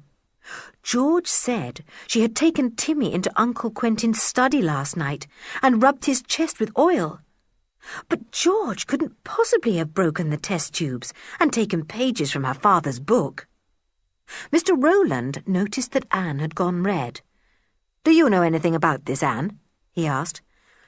No, Mr. Rowland, said Anne, blushing even redder and looking very uncomfortable indeed. Where's George? Suddenly said Uncle Quentin. The children said nothing, and it was Mr. Rowland who answered. We don't know. She didn't come to lessons this morning. Didn't come to lessons? Why not? Demanded Uncle Quentin, beginning to frown. She didn't say, said Mr. Rowland dryly. I imagine she was upset because we were firm about Timothy last night, and this is her way of being defiant. The naughty girl, said George's father angrily. I don't know what's come over her lately. Fanny, come here. Did you know that George hasn't been into her lessons today? Aunt Fanny came into the room. She looked very worried. She had a little bottle in her hand, and the children wondered what it was. Didn't come into lessons? Repeated Aunt Fanny. How extraordinary! Then where is she? I don't think you need to worry about her, said Mr. Rowland smoothly. She's probably gone off with Timothy in a fit of temper. What is very much more important is the fact that your work appears to have been spoilt by someone. I only hope it is not George, who has been spiteful enough to get back at you for not allowing her to have her dog in the house. Of course it wasn't George, cried Dick, angry that anyone should even think such a thing of his cousin. George would never, never do a thing like that, said Julian. No, she never would, said Anne, sticking up valiantly for her cousin, although a horrid doubt was in her mind. After all, George had been in the study last night. Quentin, I am sure George would not even think of such a thing, said Aunt Fanny. You will find those pages somewhere, and as for the test tubes that were broken, well, perhaps the wind blew the curtain against them or something. When did you last see those pages? Last night, said Uncle Quentin. I read them over again and checked my figures to make sure they were right. Those pages contain the very heart of my formula. If they got into anyone else's hands, they could use my secret. This is a terrible thing for me. I must know what has happened to them. I found this in your study, Quentin, said Aunt Fanny, and she held up the little bottle she carried. Did you put it there? It was in the fender. Uncle Quentin took the bottle and stared at it. Camphorated oil, he said. Of course I didn't take it there. Why should I? Well, who took it there then? Asked Aunt Fanny, puzzled. None of the children has a cold, and anyway, they wouldn't think of the camphorated oil and take it into the study to use.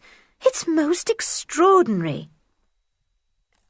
Everyone was astonished. Why should a bottle of camphorated oil appear in the study fender? Only one person could think why. It suddenly came into Anne's mind in a flash. George had said she had taken Timmy into the study and rubbed him with oil. He had had a cough, that was why. And she had left the oil in the study. Oh dear, now what would happen? Oh, what a pity George had forgotten the oil. Anne went very red again as she looked at the oil. Mr. Rowland, whose eyes seemed very sharp this morning, looked hard at the little girl. Anne, you know something about that oil, he said suddenly. What do you know? Did you put it there? No, said Anne. I haven't been into the study. I said I hadn't. Do you know anything about the oil? Said Mr. Rowland again. You do know something. Everyone stared at Anne. She stared back. This was simply dreadful. She could not give George away. She could not. George was in quite enough trouble as it was, without getting into any more. She pursed up her little mouth and did not answer. Anne, said Mr. Rowland sternly, answer when you are spoken to. Anne said nothing. The two boys stared at her, guessing that it was something to do with George. They did not know that George had brought Timothy in the night before. Anne, dear, said her aunt gently, tell us if you know something. It might help us to find out what has happened to Uncle Quentin's papers. It is very, very important. Still Anne said nothing. Her eyes filled with tears. Julian squeezed her arm. Don't bother Anne, he said to the grown-ups. If she thinks she can't tell you, she's got some very good reason. I think she's shielding George, said Mr. Rowland. Is that it, Anne?"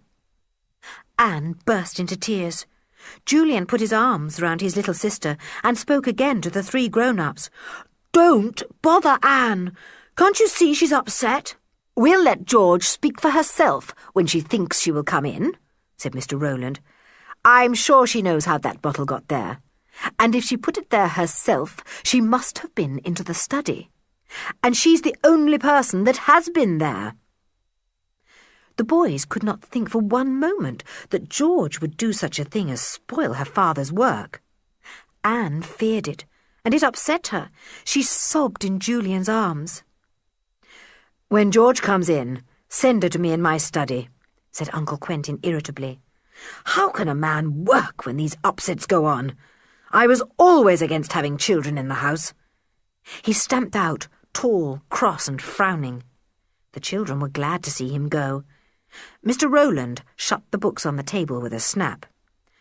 "We can't do any more lessons this morning," he said. "Put on your things and go out for a walk till dinner time." "Yes, do," said Aunt Fanny, looking white and worried. "That's a good idea." Mr. Rowland and their aunt went out of the room. "I don't know if Mr. Rowland thinks he's coming out with us," said Julian in a low voice. "But we've got to get out first and give him the slip.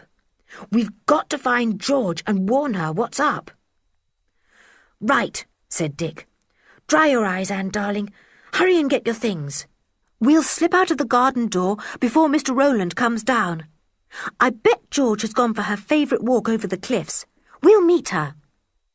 The 3 children threw on their outdoor things and crept out of the garden door quietly. They raced down the garden path and out of the gate before Mr. Rowland even knew they were gone. They made their way to the cliffs and looked to see if George was coming. "There she is, and Timothy too," cried Julian, pointing. "George! George! Quick! We've got something to tell you!" Chapter 12. George in Trouble. "What's the matter?" asked George, as the 3 children tore up to her. "Has something happened?" "Yes, George. Someone has taken 3 most important pages out of your father's book," panted Julian, "and broken the test tubes he was making an experiment with. Mr. Rowland thinks you might have had something to do with it." "The beast!" said George, her blue eyes deepening with anger. "As if I'd do a thing like that! Why should he think it's me, anyway?" "Well, George, you left that bottle of oil in the study fender," said Anne. "I haven't told anyone at all what you told me happened last night, but somehow Mr. Rowland guessed you had something to do with the bottle of oil." "Didn't you tell the boys how I got Timmy indoors?" asked George. "Well, there's nothing much to tell, Julian. I just heard poor old Tim coughing in the night, and I half-dressed, went down and took him into the study where there was a fire. Mother keeps a bottle of oil that she uses to rub her chest with when she has a cough, so I thought it might do Timmy's cold good too. I got the oil and rubbed him well, and we both fell asleep by the fire till 6 o'clock. I was sleepy when I woke up and forgot the oil. That's all." "And you didn't take any pages from the book Uncle Quentin is writing, and you didn't break anything in the study, did you?" said Anne. "Of course not, silly," said George indignantly. "How can you ask me a thing like that? You must be mad." George never told a lie, and the others always believed her, whatever she said. They stared at her, and she stared back. "I wonder who could have taken those pages then," said Julian. "Maybe your father will come across them after all. I expect he put them into some safe place and then forgot all about them. And the test tubes might easily have overbalanced and broken themselves. Some of them look very shaky to me." "I suppose I shall get into trouble now for taking Tim into the study," said George. "And for not coming into lessons this morning," said Dick. "You really are an idiot, George. I never knew anyone like you for walking right into trouble." "Hadn't you better stay out a bit longer, till everyone has calmed down a bit?" said Anne. "No," said George at once. "If I'm going to get into a row, I'll get into it now. I'm not afraid." She marched over the cliff path, with Timmy running round her as usual. The others followed. It wasn't nice to think that George was going to get into such trouble. They came to the house and went up the path. Mr. Rowland saw them from the window and opened the door. He glanced at George. "Your father wants to see you in the study," said the tutor. Then he turned to the others, looking annoyed. "Why did you go out without me? I meant to go with you." "Oh, did you, sir? I'm sorry," said Julian politely, not looking at Mr. Rowland. "We just went out on the cliff a little way." "Georgina, did you go into the study last night?" asked Mr. Rowland, watching George as she took off her hat and coat. "I'll answer my father's questions, not yours," said George. "What you want is a good telling off," said Mr. Rowland. "And if I were your father, I'd give it to you." "You're not my father," answered George. She went to the study door and opened it. There was no one there. "Father isn't here," said George. "He'll be there in a minute," said Mr. Rowland. "Go in and wait. And you others, go up and wash for lunch." The other 3 children felt almost as if they were deserting George as they went up the stairs. They could hear Timmy whining from the yard outside. He knew his little mistress was in trouble, and he wanted to be with her. George sat down on a chair and gazed at the fire, remembering how she had sat on the rug there with Tim last night, rubbing his hairy chest. How silly of her to have forgotten the bottle of oil. Her father came into the room, frowning and angry. He looked sternly at George. "Were you in here last night, George?" he asked. "Yes, I was," answered George at once. "What were you doing in here?" asked her father. "You know you children are forbidden to come into my study." "I know," said George, "but you see, Timmy had a dreadful cough and I couldn't bear it, so I crept down about 1 o'clock and let him in. This was the only room that was really warm, so I sat here and rubbed his chest with the oil Mother uses when she has a cold." "Rubbed the dog's chest with camphorated oil?" exclaimed her father in amazement. "What a mad thing to do! As if it would do him any good." "It didn't seem mad to me," said George. "It seemed sensible. And Timmy's cough is much better today. I'm sorry for coming into the study. I didn't touch a thing, of course." "George, something very serious has happened," said her father, looking gravely at her. "Some of my test tubes, with which I was doing an important experiment, have been broken, and, worse than that, 3 pages of my book have gone. Tell me on your honour that you know nothing of these things." "I know nothing of them," said George, looking her father straight in the eyes. Her own eyes shone very blue and clear as she gazed at him. He felt quite certain that George was speaking the truth. She could know nothing of the damage done. Then where were those pages? "George, last night, when I went to bed at 11 o'clock, everything was in order," he said. "I read over those 3 important pages and checked them once more myself.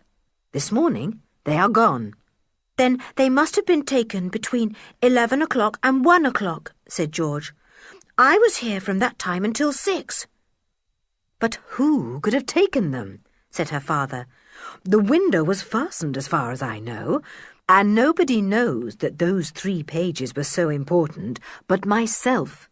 It is most extraordinary." "Mr. Rowland probably knew," said George slowly. "Don't be absurd," said her father. "Even if he did realise they were important, he would not have taken them. He's a very decent fellow. And that reminds me, why were you not at lessons this morning, George?" "I'm not going to do lessons any more with Mr. Rowland," said George. "I simply hate him." "George, I will not have you talking like this," said her father. "Do you want me to say that you are to lose Tim altogether?" "No," said George, feeling shaky about the knees. "And I don't think it's fair to keep trying to force me to do things by threatening me with losing Timothy. If you do a thing like that, I'll run away or something." There were no tears in George's eyes. She sat bolt upright on her chair, gazing defiantly at her father. How difficult she was! Her father sighed and remembered that he too in his own childhood had been called difficult. Perhaps George took after him. She could be so good and sweet, and here she was being perfectly impossible.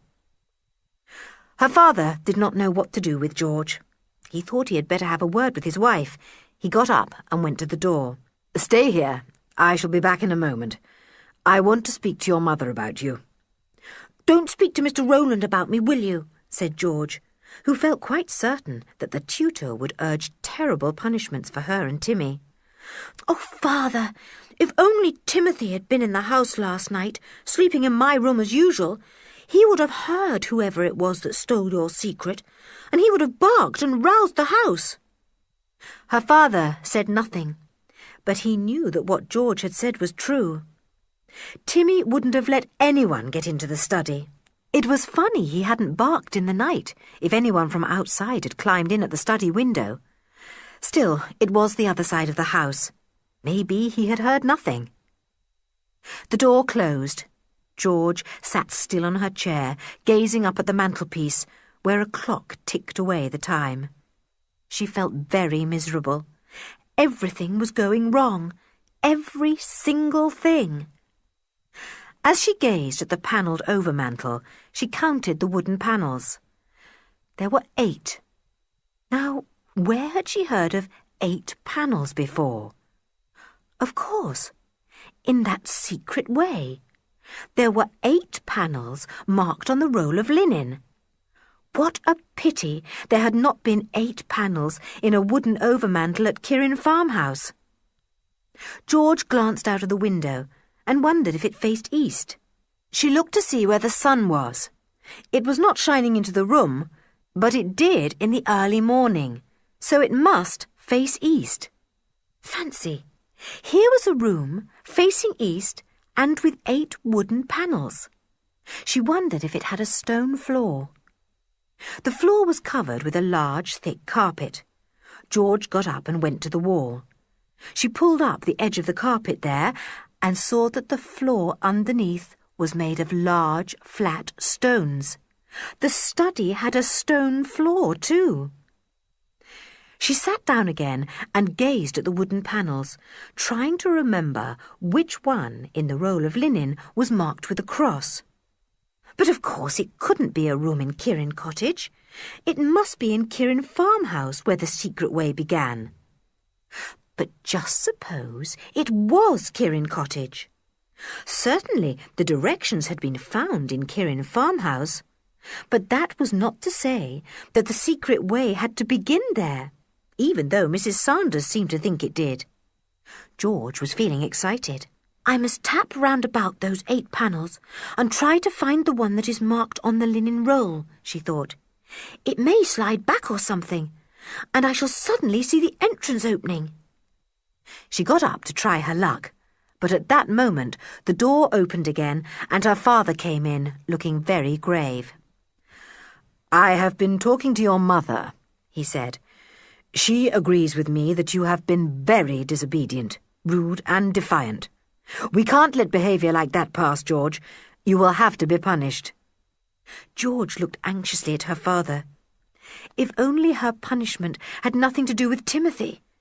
But, of course, it had. You will go to bed for the rest of the day, and you will not see Timothy for 3 days, said her father. I will get Julian to feed him and take him for a walk. If you persist in being defiant, Timothy will have to go away altogether.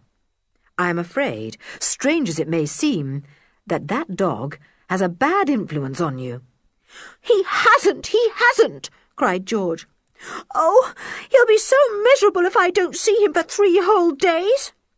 There's nothing more to be said, said her father. Go straight upstairs to bed and think over all I have said to you, George. I am very disappointed in your behaviour these holidays.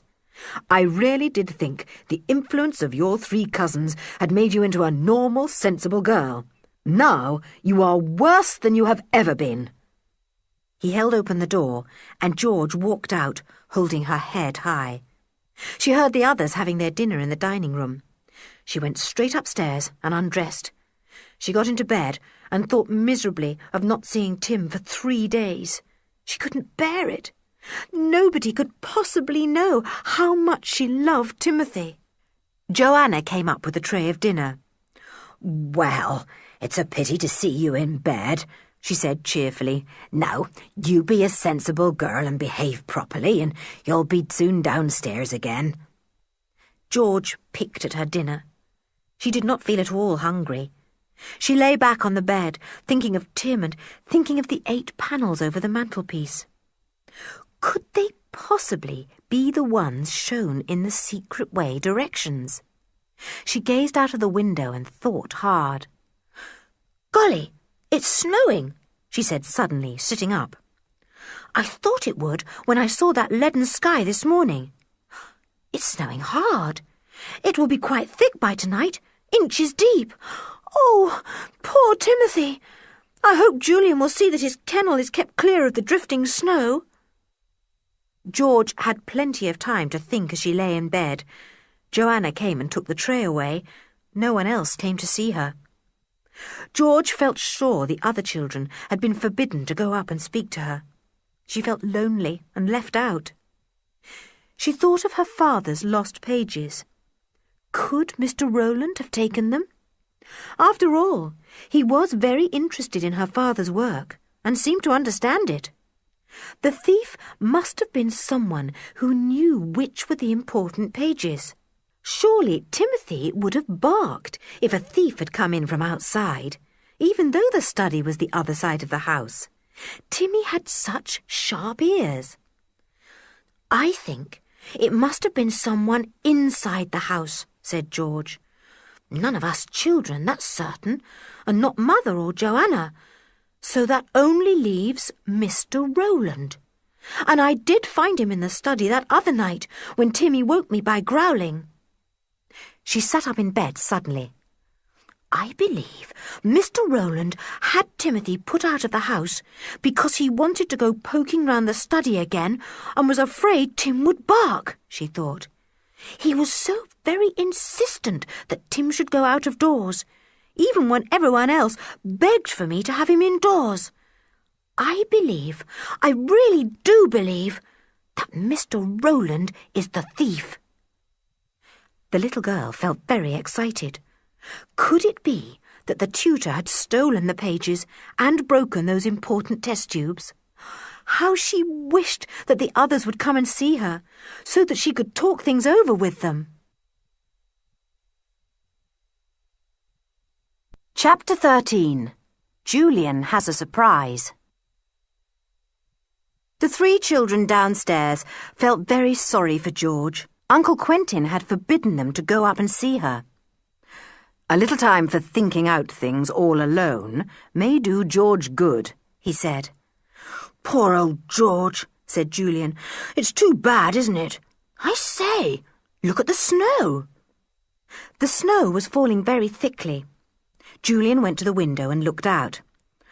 "I shall have to go and see that Timmy's kennel is all right," he said. "We don't want the poor old fellow to be snowed up. I expect he's wondering what the snow is." Timothy was certainly very puzzled to see everywhere covered with soft white stuff. He sat in his kennel and stared out at the falling flakes, his big brown eyes following them as they fell to the ground. He was puzzled and unhappy. Why was he living out here by himself in the cold? Why didn't George come to him? Didn't she love him any more? The big dog was very miserable as George. He was delighted to see Julian. He jumped up at the boy and licked his face. "Good old Tim," said Julian. "Are you all right? Let me sweep away some of this snow and swing your kennel round a bit so that no flakes fly inside. There, that's better. No, we're not going for a walk, old thing. Not now." The boy patted the dog and fussed him a bit, then went indoors. The others met him at the sitting-room door. "Julian, Mr. Rowland is going out for a walk by himself. Aunt Fanny is lying down and Uncle Quentin is in his study. Can't we go up and see George? We were forbidden to, said Julian doubtfully. I know, said Dick, but I don't mind risking it for the sake of making George feel a bit happier. It must be so awful for her, lying up there all alone, knowing she can't see Tim for days. Well, let me go up, as I'm the eldest, said Julian. You two stay down here in the sitting room and talk. Then Uncle Quentin will think we're all here. I'll slip up and see George for a few minutes. All right, said Dick. Give her our love and tell her we'll look after Timmy. Julian slipped quietly up the stairs. He opened George's door and crept inside. He shut the door and saw George sitting up in bed, looking at him in delight. Shh, said Julian. I'm not supposed to be here. Oh, Julian, said George joyfully. How good of you to come. I was so lonely. Come this side of the bed, then if anyone comes in suddenly, you can duck down and hide. Julian went to the other side of the bed. George began to pour out to him all that she had been thinking of. I believe Mr. Rowland is the thief. I really do, she said. I'm not saying that because I hate him, Julian. Really, I'm not. After all, I did find him snooping round the study one afternoon, and again in the middle of the night. He may have got to hear of my father's work and come to see if he could steal it. It was just lucky for him that we needed a tutor. I'm sure he stole those pages, and I'm sure he wanted Timmy out of the house so that he could do his stealing without Tim hearing him and growling. Oh, George, I don't think so, said Julian, who really could not approve of the idea of the tutor doing such a thing. It all sounds so far-fetched and unbelievable. Lots of unbelievable things happen, said George. Lots, and this is one of them. Well, if Mr. Rowland did steal the pages, they must be somewhere in the house, said Julian. He hasn't been out all day. They must be somewhere in his bedroom. Of course, said George, looking thrilled. Oh, I wish he'd go out. Then I'd search his room. George, you can't do things like that, said Julian, quite shocked. You simply don't know what things I can do if I really want to, said George, setting her mouth in a firm line. Oh, what's that noise? There was the bang of a door. Julian went cautiously to the window and peeped out. The snow had stopped falling for a time, and Mr. Rowland had taken the chance of going out. "It's Mr. Rowland," said Julian. "Ooh, I could search his room now, if you'll keep watch at the window and tell me if he comes back," said George, throwing back the bedclothes at once. "No, George, don't," said Julian. "Honestly and truly, it's awful to search somebody's room like that. And anyway, I dare say he's got the pages with him. He may even be going to give them to somebody." "I never thought of that," said George, and she looked at Julian with wide eyes. "Isn't that sickening? Of course he may be doing that. He knows those two artists at Kirin Farmhouse, for instance. They may be in the plot too." "Oh, George, don't be silly," said Julian. "You are making a mountain out of a molehill, talking of plots and goodness knows what. Anyone would think we were in the middle of a big adventure." "Well, I think we are," said George unexpectedly, and she looked rather solemn. "I sort of feel it all round me. A big adventure." Julian stared at his cousin thoughtfully. Could there possibly be anything in what she said? "Julian, will you do something for me?" said George. "Of course," said the boy at once. "Go out and follow Mr. Rowland," said George. "Don't let him see you. There's a white mackintosh in the hall cupboard. Put it on, and you won't be easily seen against the snow. Follow him, and see if he meets anyone and gives them anything that looks like the pages of my father's book. You know those big pages he writes on. They're very large." "All right," said Julian, "but if I do, promise you won't go and search his room. You can't do things like that, George." "I can," said George, "but I won't if you'll just follow Mr. Rowland for me. I'm sure he's going to hand over what he has stolen to others who are in the plot. And I bet those others will be the 2 artists at Kirin Farmhouse that he pretended not to know." "You'll find you're quite wrong," said Julian, going to the door. "I'm sure I shan't be able to follow Mr. Rowland anyway. He's been gone 5 minutes now." "Yes, you will, silly. He'll have left his footmarks in the snow," said George. "And, oh, Julian, I quite forgot to tell you something else exciting. Oh, dear, there isn't time now. I'll tell you when you come back. If you can come up again then. It's about the secret way." "Really?" said Julian in delight. It had been a great disappointment to him that all their hunting and searching had come to nothing. "All right, I'll try and creep up again later. If I don't come, you'll know I can't, and you must wait till bedtime." He disappeared and shut the door quietly. He slipped downstairs, popped his head into the sitting room, and whispered to the others that he was going out after the tutor. "Tell you why later," he said. He put the white mackintosh around him and went out into the garden. Snow was beginning to fall again, but not yet heavily enough to hide Mr. Rowland's deep footsteps. He had big Wellington boots on, and the footmarks showed up well in the 6-inch deep snow. The boy followed them quickly. The countryside was very wintry looking now. The sky was low and leaden, and he could see there was much more snow to come. He hurried on after Mr. Rowland, though he could not see a sign of the tutor. Down the lane and over the path that led across the common went the double row of footmarks. Julian stumbled on, his eyes glued to the footprints. Suddenly, he heard the sound of voices and stopped. A big gorse bush lay to the right, and the voices came from there. The boy went nearer to the bush. He heard his tutor's voice talking in low tones. He could not hear a word that was said. "Whoever can he be talking to?" he wondered. He crept up closer to the bush. There was a hollow space inside. Julian thought he could creep right into it, though it would be very prickly, and peer out of the other side. Carefully, the boy crept into the prickly hollow where the branches were bare and brown. He parted the prickly branches slowly and cautiously, and to his amazement, he saw Mr. Rowland talking to the 2 artists from Kirin Farmhouse, Mr. Thomas and Mr. Wilton. So George was right. The tutor had met them, and, as Julian watched, Mr. Rowland handed over to Mr. Thomas a doubled-up sheaf of papers. "They look just like the pages from Uncle Quentin's book," said Julian to himself. "I say, this is mighty strange. It does begin to look like a plot, with Mr. Rowland at the centre of it." Mr. Thomas put the papers into the pocket of his overcoat.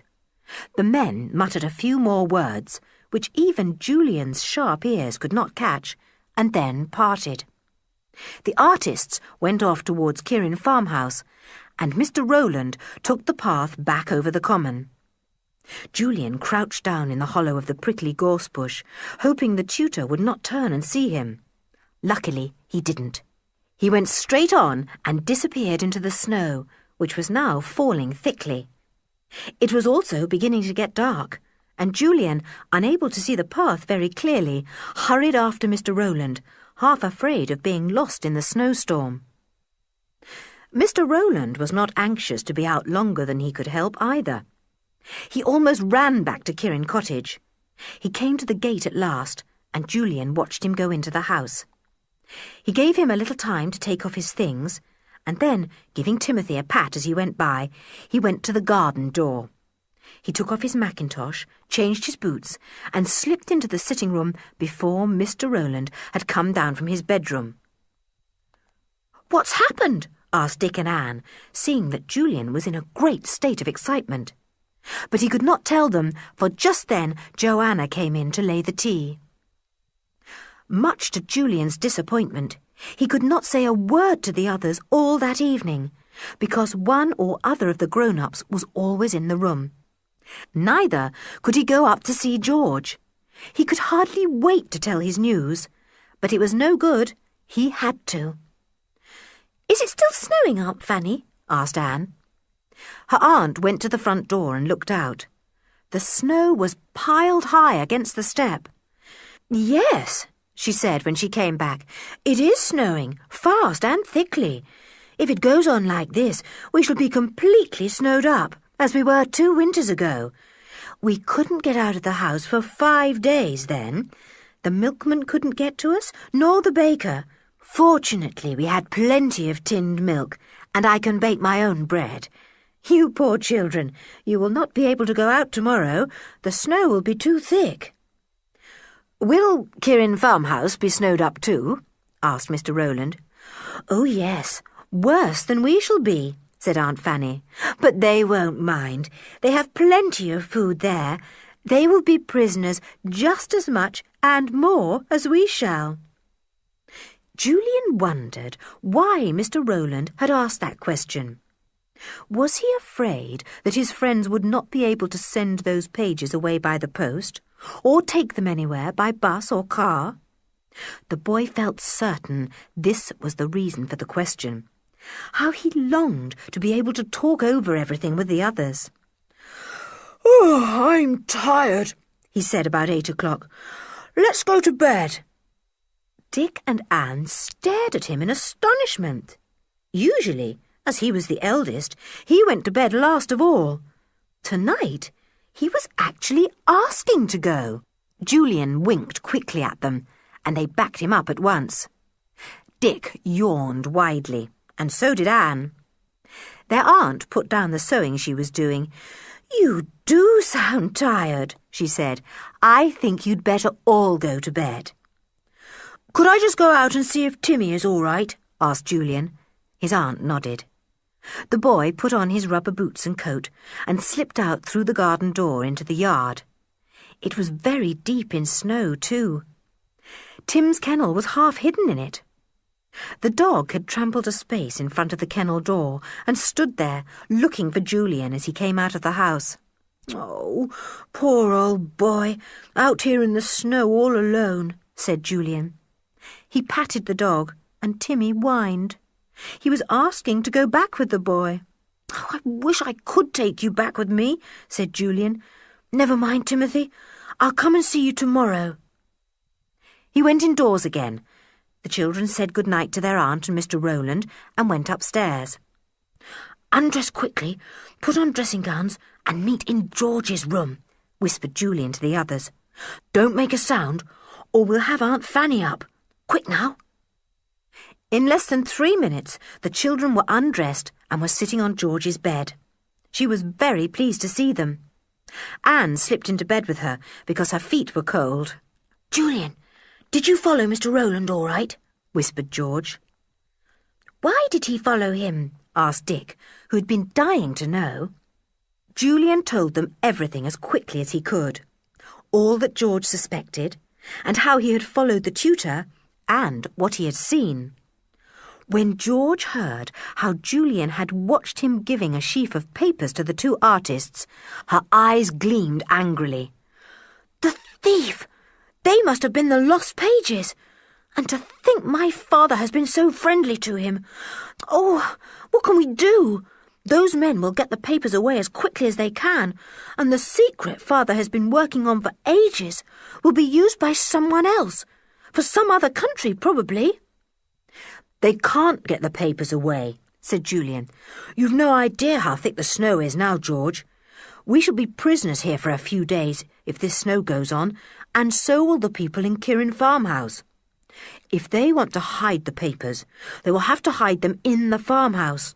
Oh, if only we could get over there and hunt round.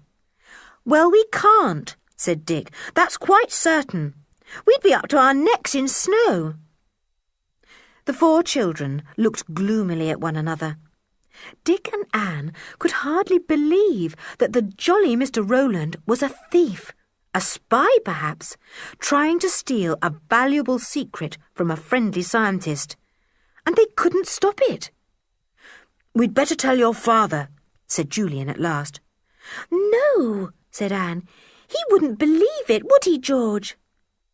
He'd laugh at us and go straight and tell Mr. Rowland, said George. That would warn him, And he mustn't be warned.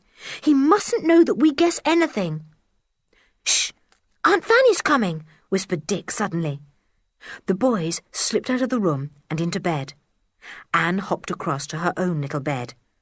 All was peace and quiet when the children's aunt came into the bedroom. She said good night and tucked them up. As soon as she had gone down, the 4 children met together again in George's room. "George, tell me now what you were going to say about the secret way," said Julian. "Oh, yes," said George. "Well, there may be nothing in my idea at all, but in the study downstairs there are 8 wooden panels over the mantelpiece, and the floor is of stone, and the room that faces east. A bit odd, isn't it? Just what the directions said." "Is there a cupboard there too?" asked Julian. "No, but there is everything else," said George. "And I was just wondering if by any chance the entrance to the secret way is in this house, not in the farmhouse. After all, they both belonged to my family at one time, you know. The people living in the farmhouse years ago must have known all about this cottage." "Golly, George, suppose the entrance was here," said Dick. "Wouldn't it be simply marvellous? Let's go straight down and look." "Don't be silly," said Julian.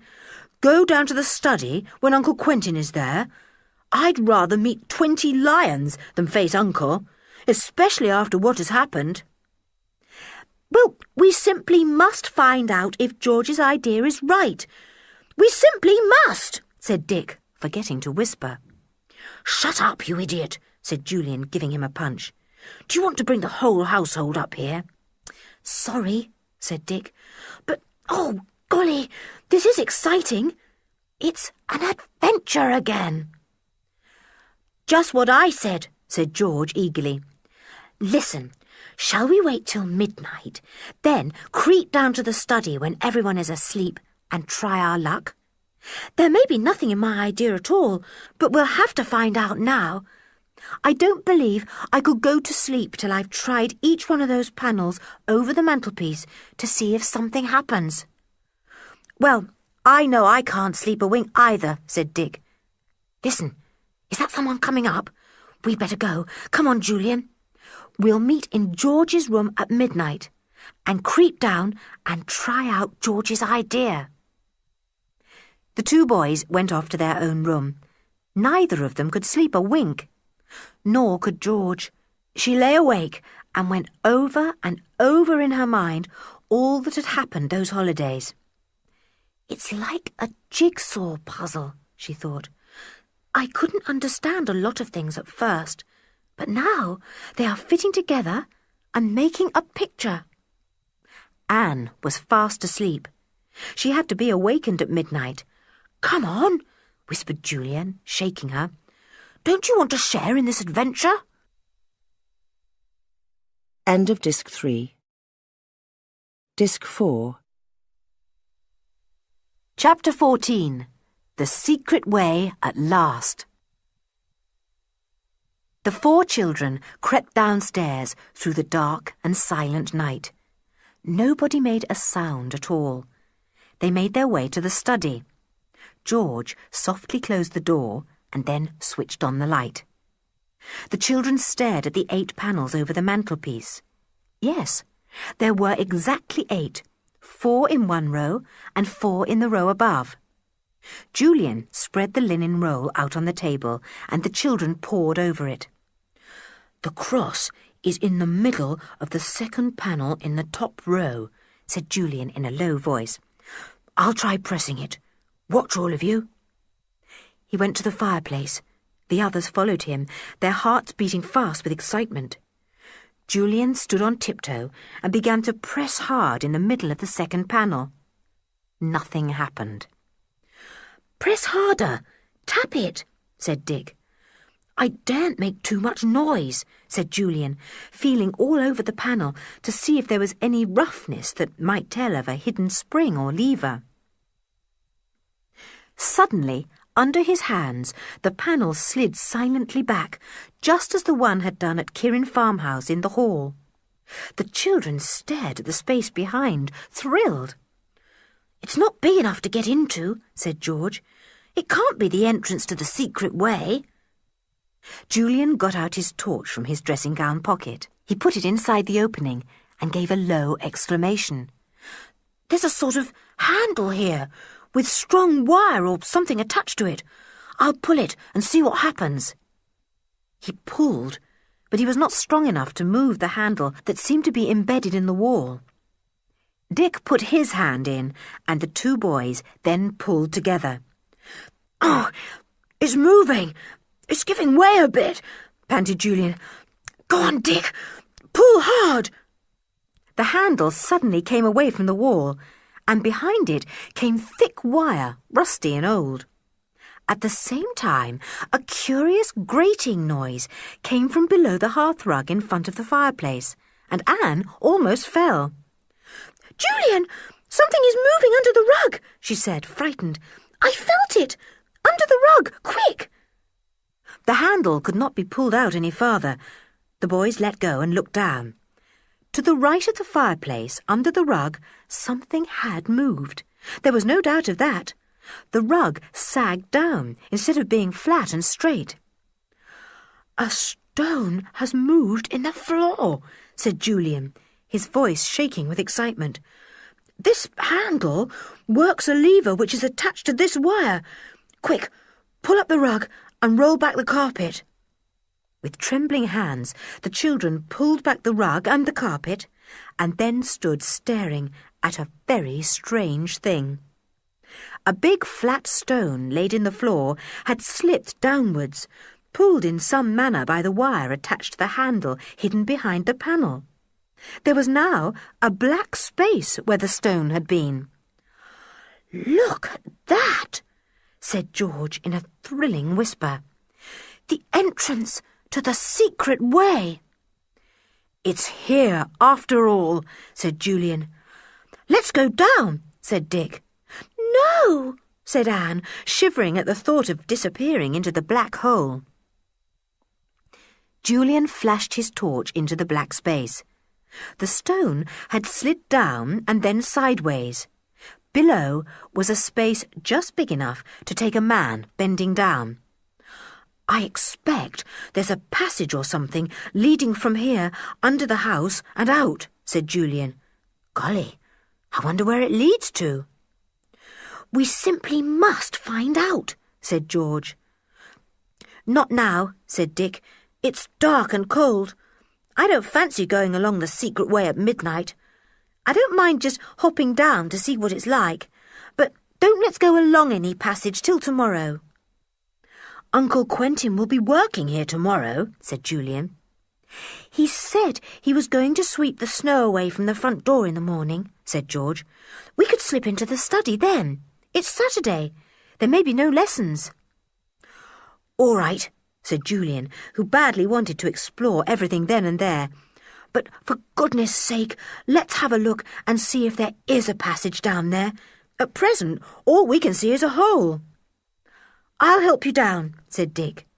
So he gave his brother a hand, and the boy dropped lightly down into the black space, holding his torch. He gave a loud exclamation. "It's the entrance to the secret way, all right. There's a passage leading from here under the house, awfully low and narrow, but I can see it's a passage. I do wonder where it leads to." He shivered. It was cold and damp down there. "Give me a hand up, Dick," he said. He was soon out of the hole and in the warm study again.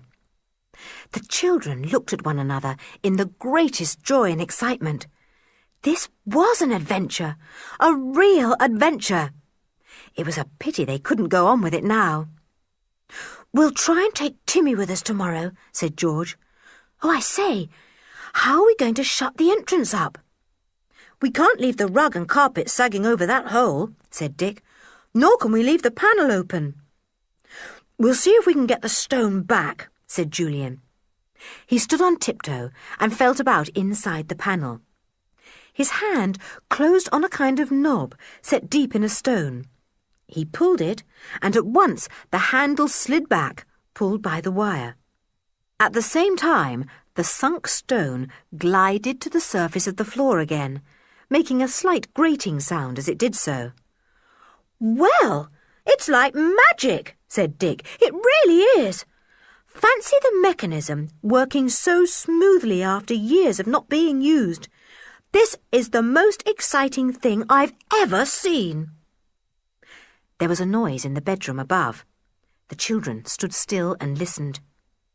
It's Mr. Rowland, whispered Dick. He's heard us. Quick, slip upstairs before he comes down. They switched out the light and opened the study door softly. Up the stairs they fled, as quietly as church mice, their hearts thumping so loudly that it seemed as if everyone in the house must hear the beat. The girls got safely to their rooms, and Dick was able to slip into his, but Julian was seen by Mr. Rowland as he came out of his room with a torch. "What are you doing, Julian?" asked the tutor in surprise. "Did you hear a noise downstairs? I thought I did." "Yes, I heard quite a lot of noise downstairs," said Julian truthfully. "But perhaps it's snow falling off the roof, landing with a plop in the ground, sir. Do you think that's it?" "I don't know," said the tutor doubtfully. "We'll go down and see." They went down, but of course there was nothing to be seen. Julian was glad they had been able to shut the panel and make the stone come back to its proper place again. Mr. Rowland was the very last person he wanted to tell his secret to. They went upstairs, and Julian slipped into his room. "Is it all right?" whispered Dick. "Yes," said Julian. "Don't let's talk. Mr. Rowland's awake, and I don't want him to suspect anything." The boys fell asleep. When they awoke in the morning, there was a completely white world outside. Snow covered everything, and covered it deeply. Timothy's kennel could not be seen, but there were footmarks round about it. George gave a squeal when she saw how deep the snow was. "Oh, poor Timothy! I'm going to get him in. I don't care what anyone says. I won't let him be buried in the snow." She dressed and tore downstairs. She went out to the kennel, floundering knee-deep in the snow, but there was no Timmy there. A loud bark from the kitchen made her jump. Joanna the cook knocked on the kitchen window. "It's all right. I couldn't bear the dog out there in the snow, so I fetched him in, poor thing. Your mother says I can have him in the kitchen, but you're not to come and see him." "Oh, good. Timmy's in the warmth," said George gladly. She yelled to Joanna, "Thanks awfully. You are kind." She went indoors and told the others. They were very glad. "And I've got a bit of you," said Dick. "Mr. Rowland is in bed with a bad cold, so there are to be no lessons today. Cheers!" "Golly, that is good news," said George, cheering up tremendously. "Timmy in the warm kitchen, and Mr. Rowland kept in bed. I do feel pleased."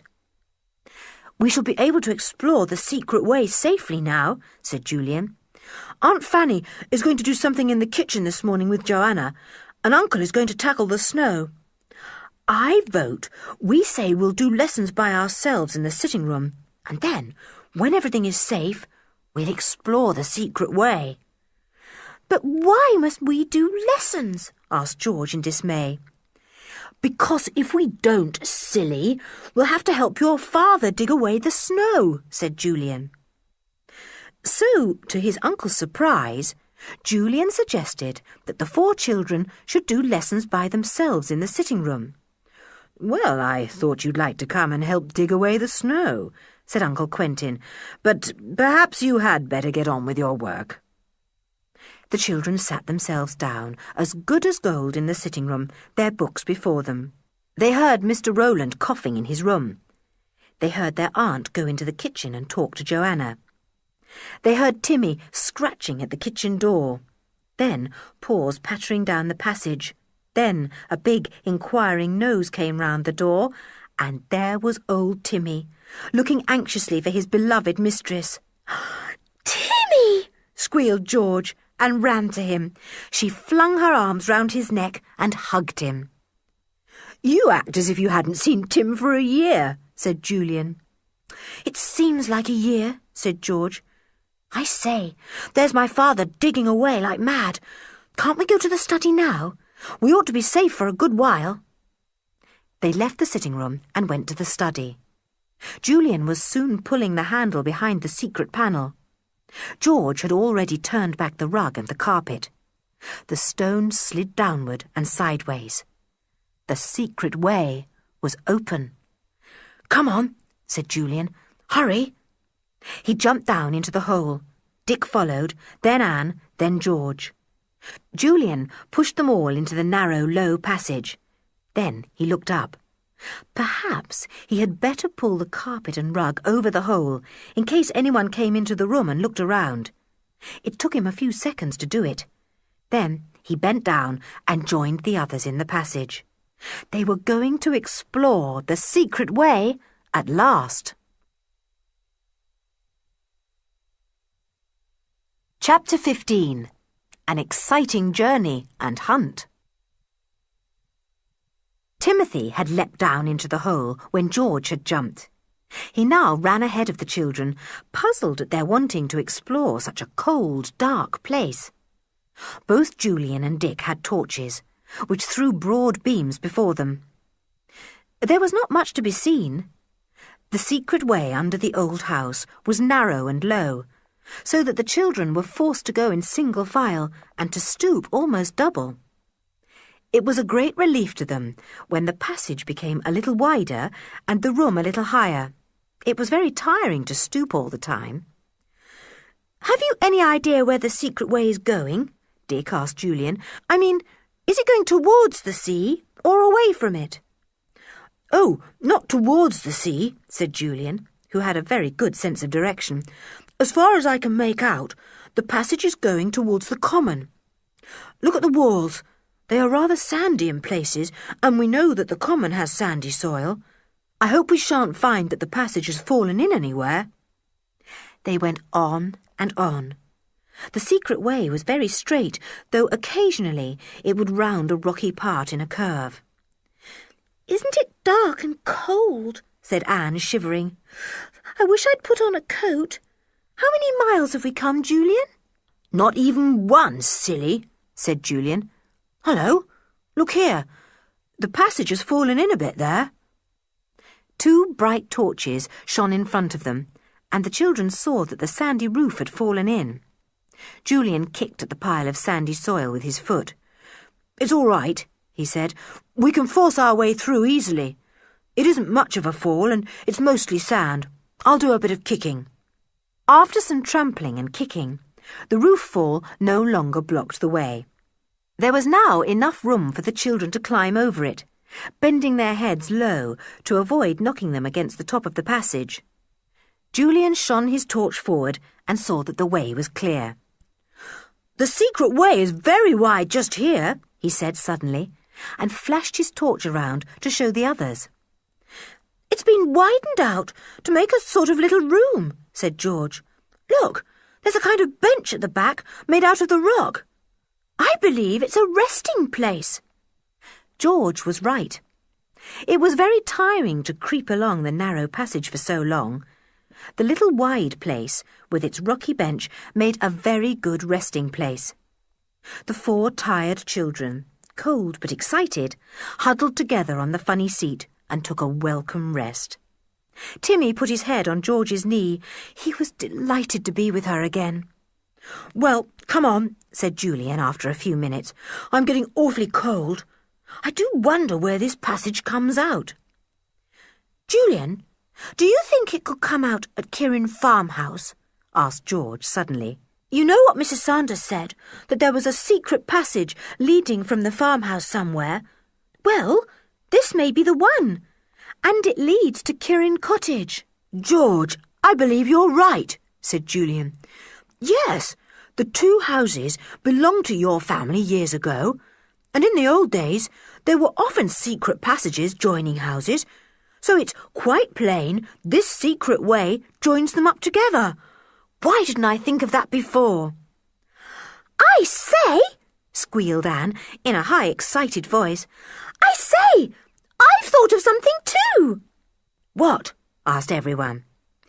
Well, If those two artists have got Uncle's papers, we may be able to get them away before the men can send them off by post or take them away themselves, squeaked Anne, so thrilled with her idea that she could hardly get the words out quickly enough. They're prisoners at the farmhouse because of the snow, just as we were at the cottage. Anne, you're right, said Julian. Clever girl, said Dick. I say, if we could get those papers again, how wonderful it would be, said George. Timmy joined in the general excitement and jumped up and down in joy. Something had pleased the children, so he was pleased too. Come on, said Julian, taking Anne's hand. This is thrilling.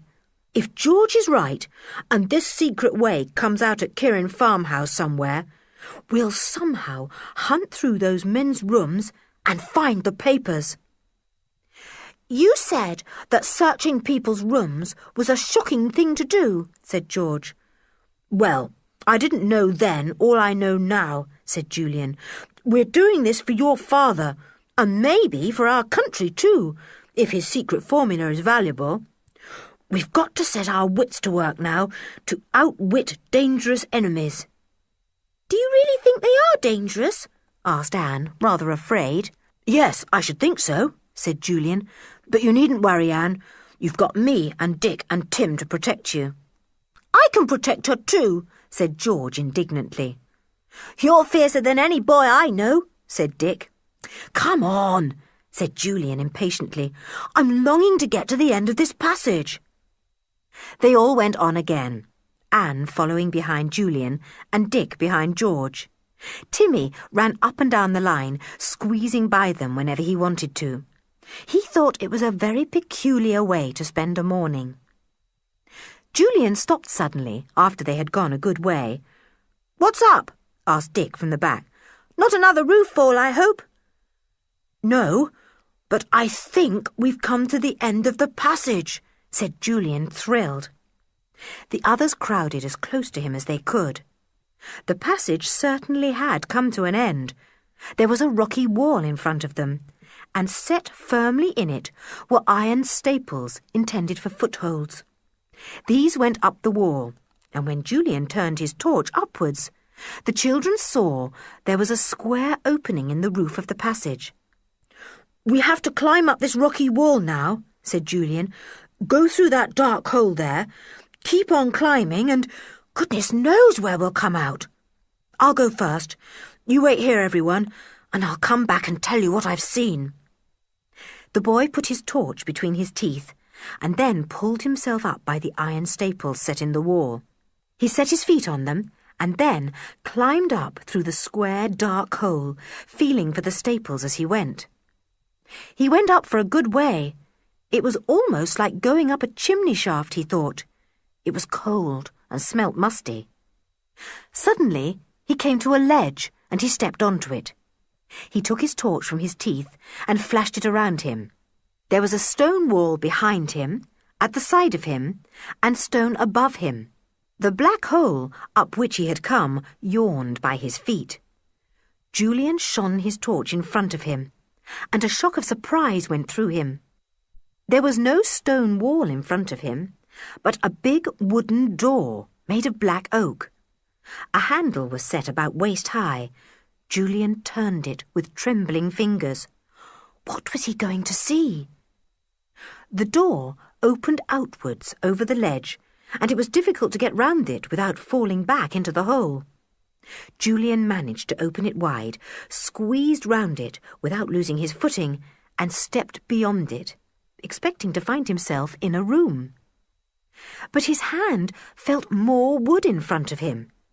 He shone his torch round and found that he was up against what looked like yet another door.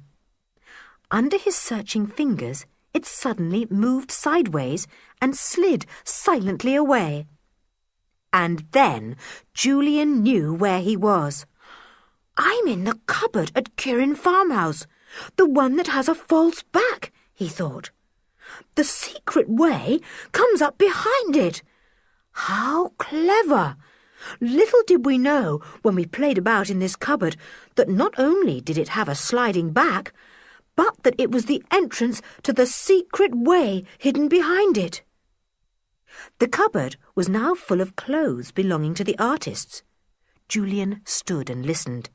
There was no sound of anyone in the room. Should he just take a quick look round and see if those lost papers were anywhere about? Then he remembered the other 4, waiting patiently below in the cold. He had better go and tell them what had happened. They could all come and help in the search. He stepped into the space behind the sliding back. The sliding door slipped across again, and Julian was left standing on the narrow ledge, with the old oak door wide open to one side of him. He did not bother to shut it. He felt about his feet and found the iron staples in the hole below him. Down he went, clinging with his hands and feet, his torch in his teeth again. Julian, what a time you've been! Quick, tell us all about it, cried George. It's most terribly thrilling, said Julian. Absolutely super. Where do you suppose all this leads to? Into the cupboard at Kirin Farmhouse, the one that's got a false back. Golly, said Dick. I say, said George. Did you go into the room? cried Anne. I climbed as far as I could and came to a big oak door, said Julian. It has a handle this side, so I swung it wide open. Then I saw another wooden door in front of me. At least, I thought it was a door. I didn't know it was just the false back of that cupboard. It was quite easy to slide back, and I stepped through and found myself among a whole lot of clothes hanging in the cupboard. Then I hurried back to tell you. Julian, we can hunt for those papers now, said George eagerly. Was there anyone in the room? I couldn't hear anyone, said Julian. Now, what I propose is this. We'll all go up and have a hunt round those 2 rooms. The men have the room next to the cupboard one too. Oh, good, said Dick, thrilled at the thought of such an adventure. Let's go now. You go first, Ju, then Anne, then George, and then me. What about Tim? asked George. Well, he can't climb, silly, said Julian. He's a simply marvellous dog, but he certainly can't climb, George. We'll have to leave him down here. He won't like that, said George. Well, we can't carry him up, said Dick. You won't mind staying here for a bit, will you, Tim, old fellow? Tim wagged his tail, but as he saw the 4 children mysteriously disappearing up the wall, he put his big tail down at once. What? Going without him? How could they? He jumped up at the wall and fell back. He jumped again and whined. George called down in a low voice, Be quiet, Tim, dear. We shan't be long. Tim stopped whining. He lay down at the bottom of the wall, his ears well cocked. This adventure was becoming more and more peculiar. Soon the children were on the narrow ledge. The old oak door was still wide open. Julian shone his torch, and the others saw the false back of the cupboard. Julian put his hands on it, and it slid silently sideways. Then the torch shone on coats and dressing gowns. The children stood quite still, listening. There was no sound from the room. I'll open the cupboard door and peep into the room, whispered Julian. Don't make a sound. The boy pushed between the clothes and felt for the outer cupboard door with his hand. He found it and pushed it slightly. It opened a little, and a shaft of daylight came into the cupboard. He peeped cautiously into the room. There was no one there at all. That was good. Come on, he whispered to the others. The room's empty. One by one, the children crept out of the clothes cupboard and into the room. There was a big bed there, a washstand, chest of drawers, small table and 2 chairs. Nothing else. It would be easy to search the whole room. Look, Julian, there's a door between the 2 rooms, said George suddenly. 2 of us can go and hunt there and 2 here, and we can lock the doors that lead onto the landing so that no one can come in and catch us. Good idea, said Julian. who was afraid that at any moment someone might come in and catch them in their search. Anne and I will go into the next room, and you and Dick can search this one. Lock the door that opens onto the landing, Dick, and I'll lock the one in the other room. We'll leave the connecting door open so that we can whisper to one another." Quietly, the boy and girl slipped through the connecting door into the second room, which was very like the first. That was empty too. Julian went over to the door that led to the landing and turned the key in the lock.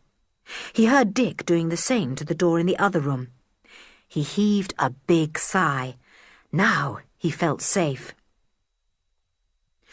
"Anne, turn up the rugs and see if any papers are hidden there," he said. "Then look under the chair cushions and strip the bed to see if anything is hidden under the mattress." Anne set to work, and Julian began to hunt too. He started on the chest of drawers, which he thought would be a very likely place to hide things in. The children's hands were shaking as they felt here and there for the lost papers. It was so terribly exciting. They wondered where the two men were. Down in the warm kitchen, perhaps. It was cold up here in the bedrooms, and they would not want to be away from the warmth. They could not go out because the snow was piled in great drifts round Kirin farmhouse. Dick and George were searching hard in the other room. They looked in every drawer. They stripped the bed, they turned up rugs and carpet. They even put their hands up the big chimney place. "Julian, have you found anything?" asked Dick in a low voice, appearing at the door between the two rooms. "Not a thing," said Julian rather gloomily. "They've hidden the papers well. I only hope they haven't got them on them, in their pockets or something." Dick stared at him in dismay. He hadn't thought of that. "That would be sickening," he said. "You go back and hunt everywhere, simply everywhere," ordered Julian. "Punch the pillows to see if they've stuck them under the pillowcase." Dick disappeared. Rather a lot of noise came from his room. It sounded as if he were doing a great deal of punching. Anne and Julian went on hunting too. There was simply nowhere that they did not look. They even turned the pictures round to see if the papers had been stuck behind one of them. But there was nothing to be found. It was bitterly disappointing. "We can't go without finding them," said Julian in desperation. "It was such a bit of luck to get here like this, down the secret way, right into the bedrooms. We simply must find those papers." "I say," said Dick, appearing again. "I can hear voices. Listen." All four children listened. Yes, there were men's voices, just outside the bedroom doors. Chapter 16. The Children Are Discovered. "What shall we do?" whispered George. They had all tiptoed to the first room and were standing together listening. "We'd better go down the secret way again," said Julian. "Oh no, began George, when she heard the handle of the door being turned. Whoever was trying to get in could not open the door. There was an angry exclamation. And then the children heard Mr. Wilton's voice. "My door seems to have stuck. Do you mind if I come through your bedroom and see what's the matter with this handle?" "Come right along," came the voice of Mr. Thomas. There was the sound of footsteps going to the outer door of the second room.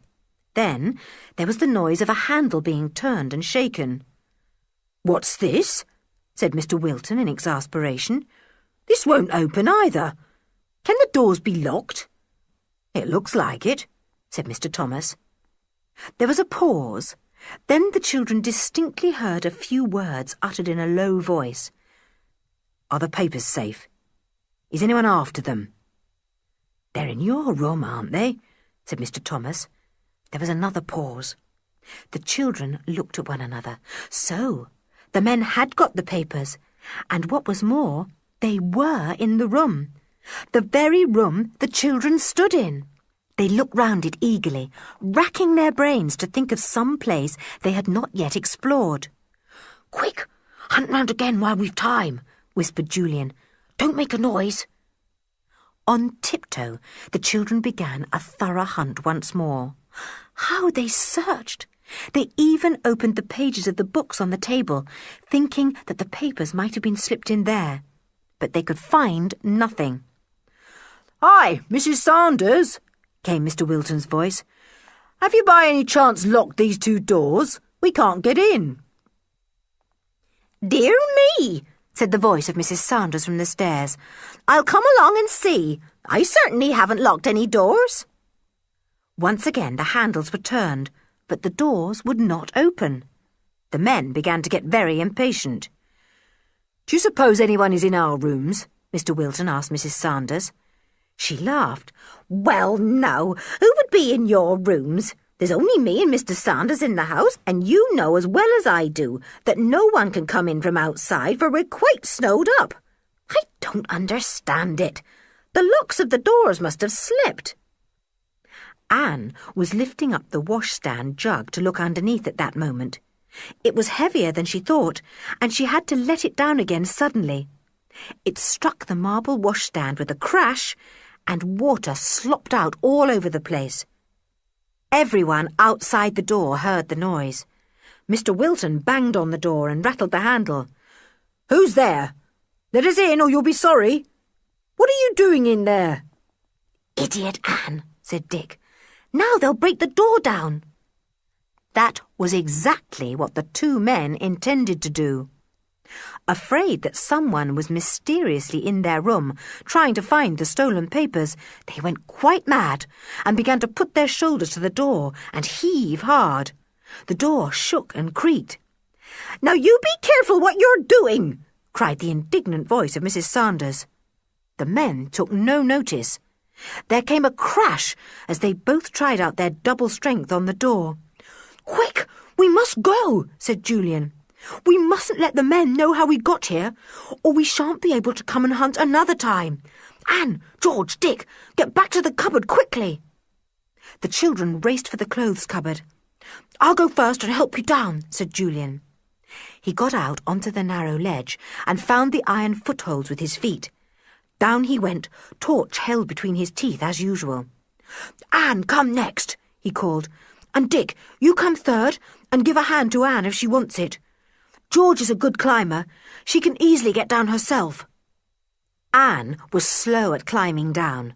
She was terribly excited, rather frightened, and so afraid of falling that she hardly dared to feel for each iron staple as she went down. "Buck up, Anne," whispered Dick above her. "The men have almost got the door down." There were tremendous sounds coming from the bedroom door. At any moment now it might break down and the men would come racing in. Dick was thankful when he could begin to climb down the wall. Once they were all out, George could shut the big oak door and they would be safe. George was hidden among the clothes in the cupboard, waiting her turn to climb down. As she stood there, trying in vain to go over any likely hiding place in her mind, her hands felt something rustly in the pocket of a coat she was standing against. It was a mackintosh coat with big pockets. The little girl's heart gave a leap. Suppose the papers had been left in the pocket of the coat the man had on when he took them from Mr. Rowland. That was the only place the children had not searched. The pockets of the coats in the cupboard. With trembling fingers, the girl felt in the pocket where the rustling was. She drew out a sheaf of papers. It was dark in the cupboard, and she could not see if they were the ones she was hunting for or not. But how she hoped they were! She stuffed them up the front of her jersey, for she had no big pocket, and whispered to Dick, "Can I come now?" Crash! The door fell in with a terrific noise, and the two men leapt into the room. They looked round. It was empty. But there was the water spilt on the washstand and on the floor. Someone must be there somewhere. "Look in the cupboard," said Mr. Thomas. George crept out of the clothes cupboard and onto the narrow ledge beyond the place where the false back of the cupboard used to be. It was still hidden sideways in the wall. The girl climbed down the hole a few steps and then shut the oak door, which was now above her head. She had not enough strength to close it completely, but she hoped that now she was safe. The men went to the cupboard and felt about in the clothes for anyone who might possibly be hiding there. Mr. Wilton gave a loud cry. "The papers are gone! They were in this pocket! There's not a sign of them! Quick, we must find the thief and get them back!" The men did not notice that the cupboard seemed to go farther back than usual. They stepped away from it, now that they were sure no one was there, and began to hunt round the room. By now, all the children, except George, were at the bottom of the hole, standing in the secret way, waiting impatiently for George to come down. Poor George was in such a hurry to get down that she had caught her clothing on one of the staples and had to stand in a very dangerous position trying to disentangle it. "Come on, George, for goodness sake," said Julian. Timothy jumped up at the wall. He could feel the fear and excitement of the waiting children, and it upset him. He wanted George. Why didn't she come? Why was she up that dark hole? Tim was unhappy about her. He threw back his head and gave such a loud and mournful howl that all the children jumped violently. "Shut up, Tim," said Julian.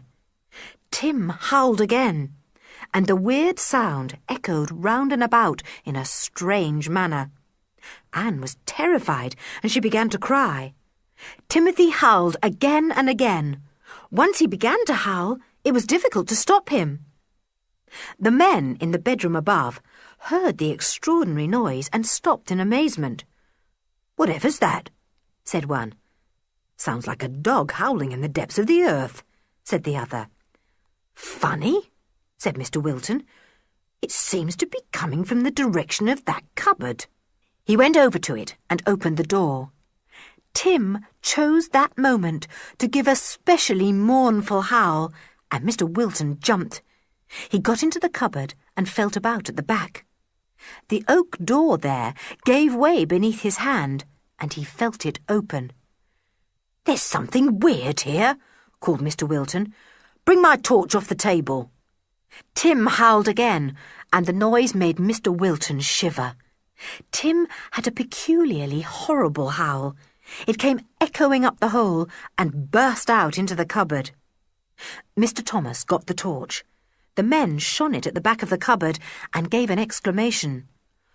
"Look at that! There's a door here! Where does it lead to?" Mrs. Sanders, who had been watching everything in surprise and indignation, angry that her door should have been broken down, came up to the cupboard. "My," she said, "I knew there was a false back to that cupboard, but I didn't know there was another door behind it too. That must be the entrance to the secret way that people used in the old days." "Where does it lead to?" rapped out Mr. Wilton. "Goodness knows," said Mrs. Sanders. "I never took much interest in such things." "Come on, we must go down," said Mr. Wilton, shining his torch into the square black hole and seeing the iron footholds set in the stone. "This is where the thief went. He can't have got far. We'll go after him. We've got to get those papers back."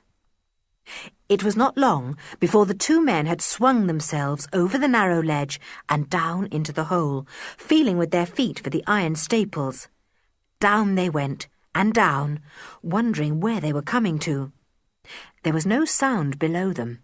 Clearly, the thief had got away. George had got down at last. Tim almost knocked her over in his joy. She put her hand on his head. "You old silly," she said. "I believe you've given our secret away. Quick, Ju, we must go, because those men will be after us in a minute. They could easily hear Tim's howling." Julian took Anne's hand. "Come along, Anne," he said. "You must run as fast as you can. Hurry now, Dick. Keep with George." The four of them hurried down the dark, narrow passage. What a long way they had to go home! If only the passage wasn't such a long one!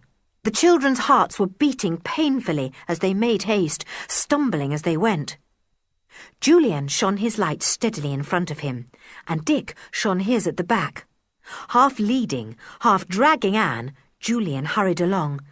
Behind them, they heard a shout. Look, there's a light ahead. That's the thief. Come on, we'll soon get him. Chapter 17. Good old Tim. Hurry, Anne! Do hurry! Shouted Dick, who was just behind.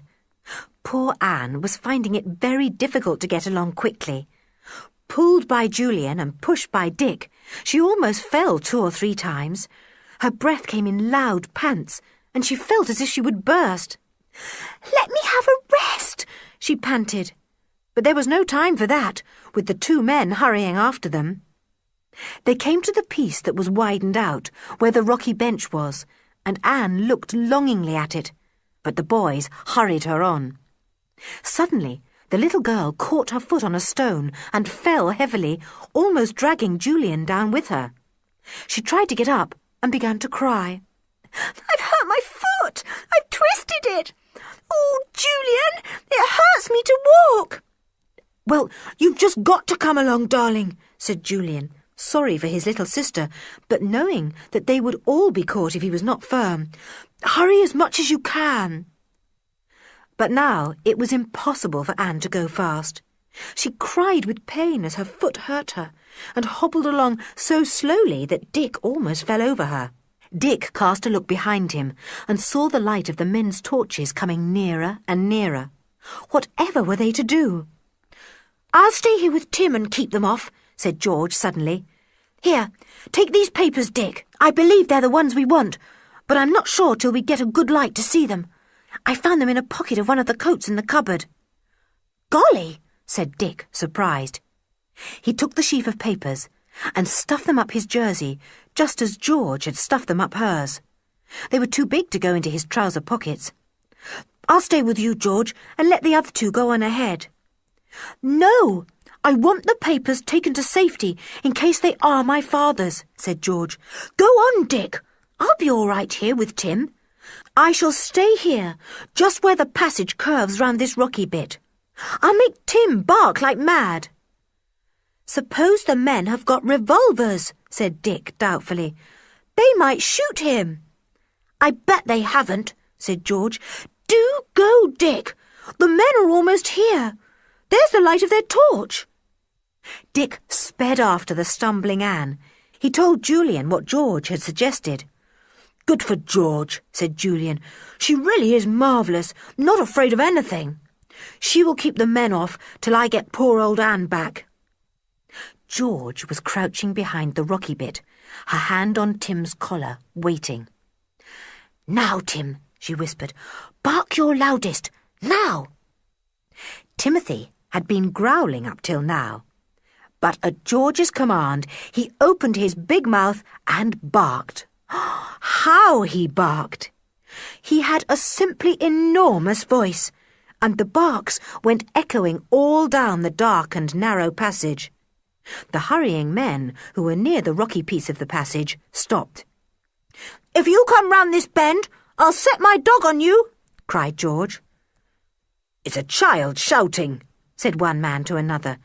Only a child. Come on. Timothy barked again and pulled at his collar. He was longing to get at the men. The light of their torch shone round the bend.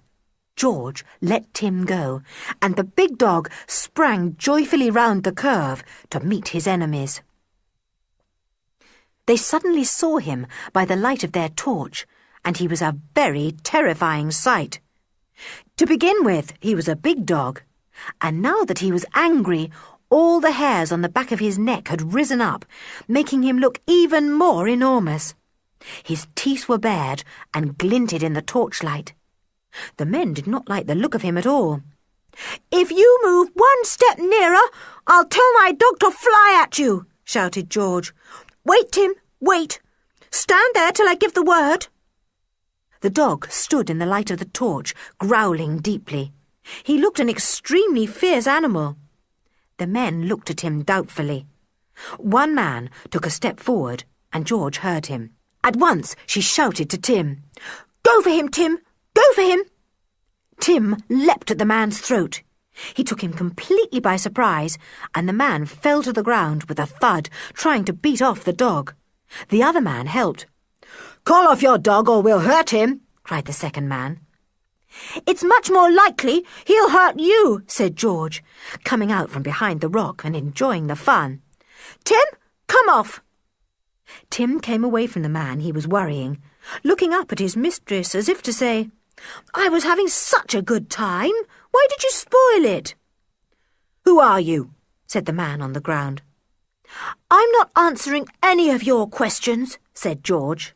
"Go back to Kirin Farmhouse. That's my advice to you.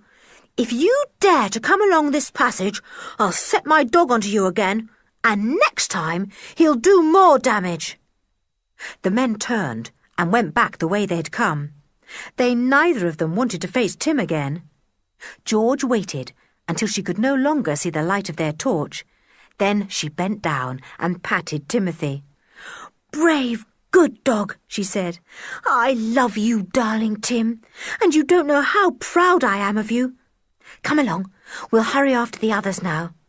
I expect those two men will explore this passage sometime tonight, and won't they get a shock when they find out where it leads to and see who is waiting for them?" George hurried along the rest of the long passage, with Tim running beside her.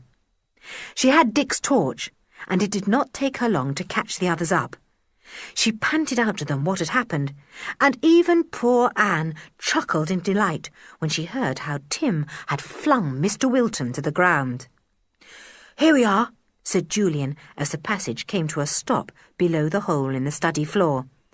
"Hello, what's this?" A bright light was shining down the hole, and the rug and carpet, so carefully pulled over the hole by Julian, were now pulled back again. The children gazed up in surprise. Uncle Quentin was there, and Aunt Fanny, and when they saw the children's faces looking up at them from the hole, they were so astonished that they very nearly fell down the hole too. "Julian, Anne, what in the wide world are you doing down there?" cried Uncle Quentin. He gave them each a hand up, and the 4 children and Timothy were at last safe in the warm study. How good it was to feel warm again! They got as near the fire as they could. "Children, what is the meaning of this?" asked Aunt Fanny. She looked white and worried. "I came into the study to do some dusting, and when I stood on that bit of the rug, it seemed to give way beneath me. When I pulled it up and turned back the carpet, I saw that hole, and the hole in the panelling too. And then I found that all of you had disappeared and went to fetch your uncle. What has been happening? And where does that hole lead to?" Dick took the sheaf of papers from under his jersey and gave them to George. She took them and handed them to her father. "Are these the missing pages?" she asked. Her father fell on them as if they had been worth more than 100 times their weight in gold. Yes, they're the pages, all 3 of them.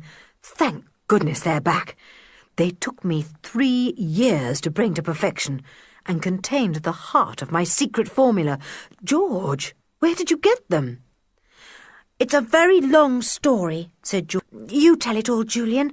I feel tired." Julian began to tell the tale. He left out nothing. He told how George had found Mr. Rowland snooping about the study, how she had felt sure that the tutor had not wanted Timmy in the house because the dog gave warning of his movements at night, how George had seen him talking to the 2 artists, although he had said he did not know them. As the tale went on, Uncle Quentin and Aunt Fanny looked more and more amazed. They simply could not believe it all. But after all, there were the missing papers safely back. That was marvellous. Uncle Quentin hugged the papers as if they were a precious baby. He would not put them down for a moment. George told the bit about Timmy keeping the men off the escaping children. "So you see, although you made poor Tim live out in the cold, away from me, he really saved us all, and your papers too," she said to her father, fixing her brilliant blue eyes on him. Her father looked most uncomfortable. He felt very guilty for having punished George and Timothy. They had been right about Mr. Rowland, and he had been wrong. Poor George, he said, and poor Timmy. I'm sorry about all that. George did not bear malice once anyone had owned themselves to be in the wrong. She smiled at her father. "It's all right," she said, "but don't you think that as I was punished unfairly, Mr. Rowland might be punished well and truly? He deserves it." "Oh, he shall be. Certainly he shall be," promised her father. "He's up in bed with a cold, as you know. I hope he doesn't hear any of this, or he may try to escape." "He can't," said George. "We're snowed up. You could ring up the police and arrange for them to come here as soon as ever they can manage it when the snow has cleared. And I rather think those other two men will try to explore the secret way as soon as possible to get the papers back. Could we catch them when they arrive, do you think?" "Rather," said Uncle Quentin, though Aunt Fanny looked as if she didn't want any more exciting things to happen. "Now, look here, you seem really frozen, all of you, and you must be hungry too, because it's almost lunchtime. Go into the dining room and sit by the fire, and Joanna shall bring us all a hot lunch. Then we'll talk about what to do." Nobody said a word to Mr. Rowland, of course. He lay in bed, coughing now and then. George had slipped up and locked his door. She wasn't going to have him wandering out and overhearing anything. They all enjoyed their hot lunch and became warm and cosy. It was nice to sit there together, talking over their adventure and planning what to do. "I will telephone to the police, of course," said Uncle Quentin, "and tonight we will put Timmy into the study to give the two artists a good welcome if they arrive." Mr. Rowland was most annoyed to find his door locked that afternoon when he took it into his head to dress and go downstairs. He banged on it indignantly. George grinned and went upstairs. She had told the other children how she had locked the door. "What's the matter, Mr. Rowland?" she asked in a polite voice. "Oh, it's you, George, is it?" said the tutor. "See what's the matter with my door, will you? I can't open it." George had pocketed the key when she had locked the door, so she answered Mr. Rowland in a cheerful voice. "Oh, Mr. Rowland, there's no key in your door, so I can't unlock it. I'll see if I can find it." Mr. Rowland was angry and puzzled. He couldn't understand why his door was locked and the key gone. He did not guess that everyone knew about him now. Uncle Quentin laughed when George went down and told him about the locked door. "He may as well be kept a prisoner," he said. "He can't escape now." That night, everyone went to bed early, and Timmy was left in the study guarding the hole. Mr. Rowland had become more and more angry and puzzled when his door was not unlocked. He had shouted for Uncle Quentin, but only George had come. He could not understand it. George, of course, was enjoying herself. She made Timothy bark outside Mr. Rowland's door, and this puzzled him too, for he knew that George was not supposed to see Timmy for 3 days. Wild thoughts raced through his head. Had that fierce, impossible child locked up her father and mother and Joanna, as well as himself? He could not imagine what had happened. In the middle of the night, Timmy awoke everyone by barking madly. Uncle Quentin and the children hurried downstairs, followed by Aunt Fanny and the amazed Joanna. A fine sight met their eyes. Mr. Wilton and Mr. Thomas were in the study, crouching behind the sofa, terrified of Timothy, who was barking for all he was worth. Timmy was standing by the hole in the stone floor, so that the two men could not escape down there. Artful Timmy! He had waited in silence until the men had crept up the hole into the study and were exploring it, wondering where they were, and then the dog had leapt to the hole to guard it, preventing the men from escaping. "Good evening, Mr. Wilton. Good evening, Mr. Thomas," said George in a polite voice. "Have you come to see our tutor, Mr. Rowland?" "So, this is where he lives," said Mr. Wilton. "Was it you in the passage today?" "Yes, and my cousins," said George. "Have you come to look for the papers you stole from my father?" The two men were silent. They knew they were caught. Mr. Wilton spoke after a moment. "Where's Mr. Rowland?" "Shall we take these men to Mr. Rowland, Uncle?" asked Julian, winking at George. "Although it's in the middle of the night, I'm sure he would love to see them." "Yes," said his uncle, jumping at once to what the boy meant to do. "Take them up. Timmy, you go too." The men followed Julian upstairs, Timmy close to their heels. George followed too, grinning. She handed Julian the key. He unlocked the door, and the men went in, just as Julian switched on the light. Mr. Rowland was wide awake, and gave an exclamation of complete amazement when he saw his friends. Before they had time to say a word, Julian locked the door again and threw the key to George. "A nice little bag of prisoners," he said. "We will leave old Tim outside the door to guard them. It's impossible to get out of that window, and anyway, we're snowed up if they could escape that way." Everyone went to bed again, but the children found it difficult to sleep after such an exciting time. Anne and George whispered together, and so did Julian and Dick. There was such a lot to talk about. Next day, there was a surprise for everyone. The police did arrive after all. The snow did not stop them, for somewhere or other they had got skis and had come skimming along valiantly to see the prisoners. It was a great excitement for everyone. "We won't take the men away, sir, till the snow has gone," said the inspector. "We'll just put the handcuffs on them so that they don't try any funny tricks. You keep the door locked too, and that dog outside. They'll be safe there for a day or two. We've taken them enough food till we come back again. If they go a bit short, it will serve them right." The snow melted 2 days later, and the police took away Mr. Rowland and the others. The children watched. "No more lessons these holes," said Anne gleefully. "No more shutting Timothy out of the house," said George. "You were right, and we were wrong, George," said Julian. "You were fierce, weren't you? But it's a jolly good thing you were." "She is fierce, isn't she?" said Dick, giving the girl a sudden hug.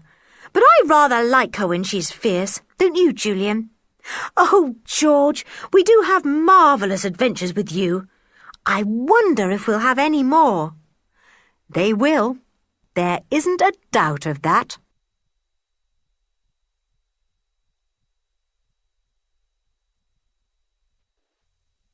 That was 5 Go Adventuring Again by Enid Blyton. Read by Jan Francis.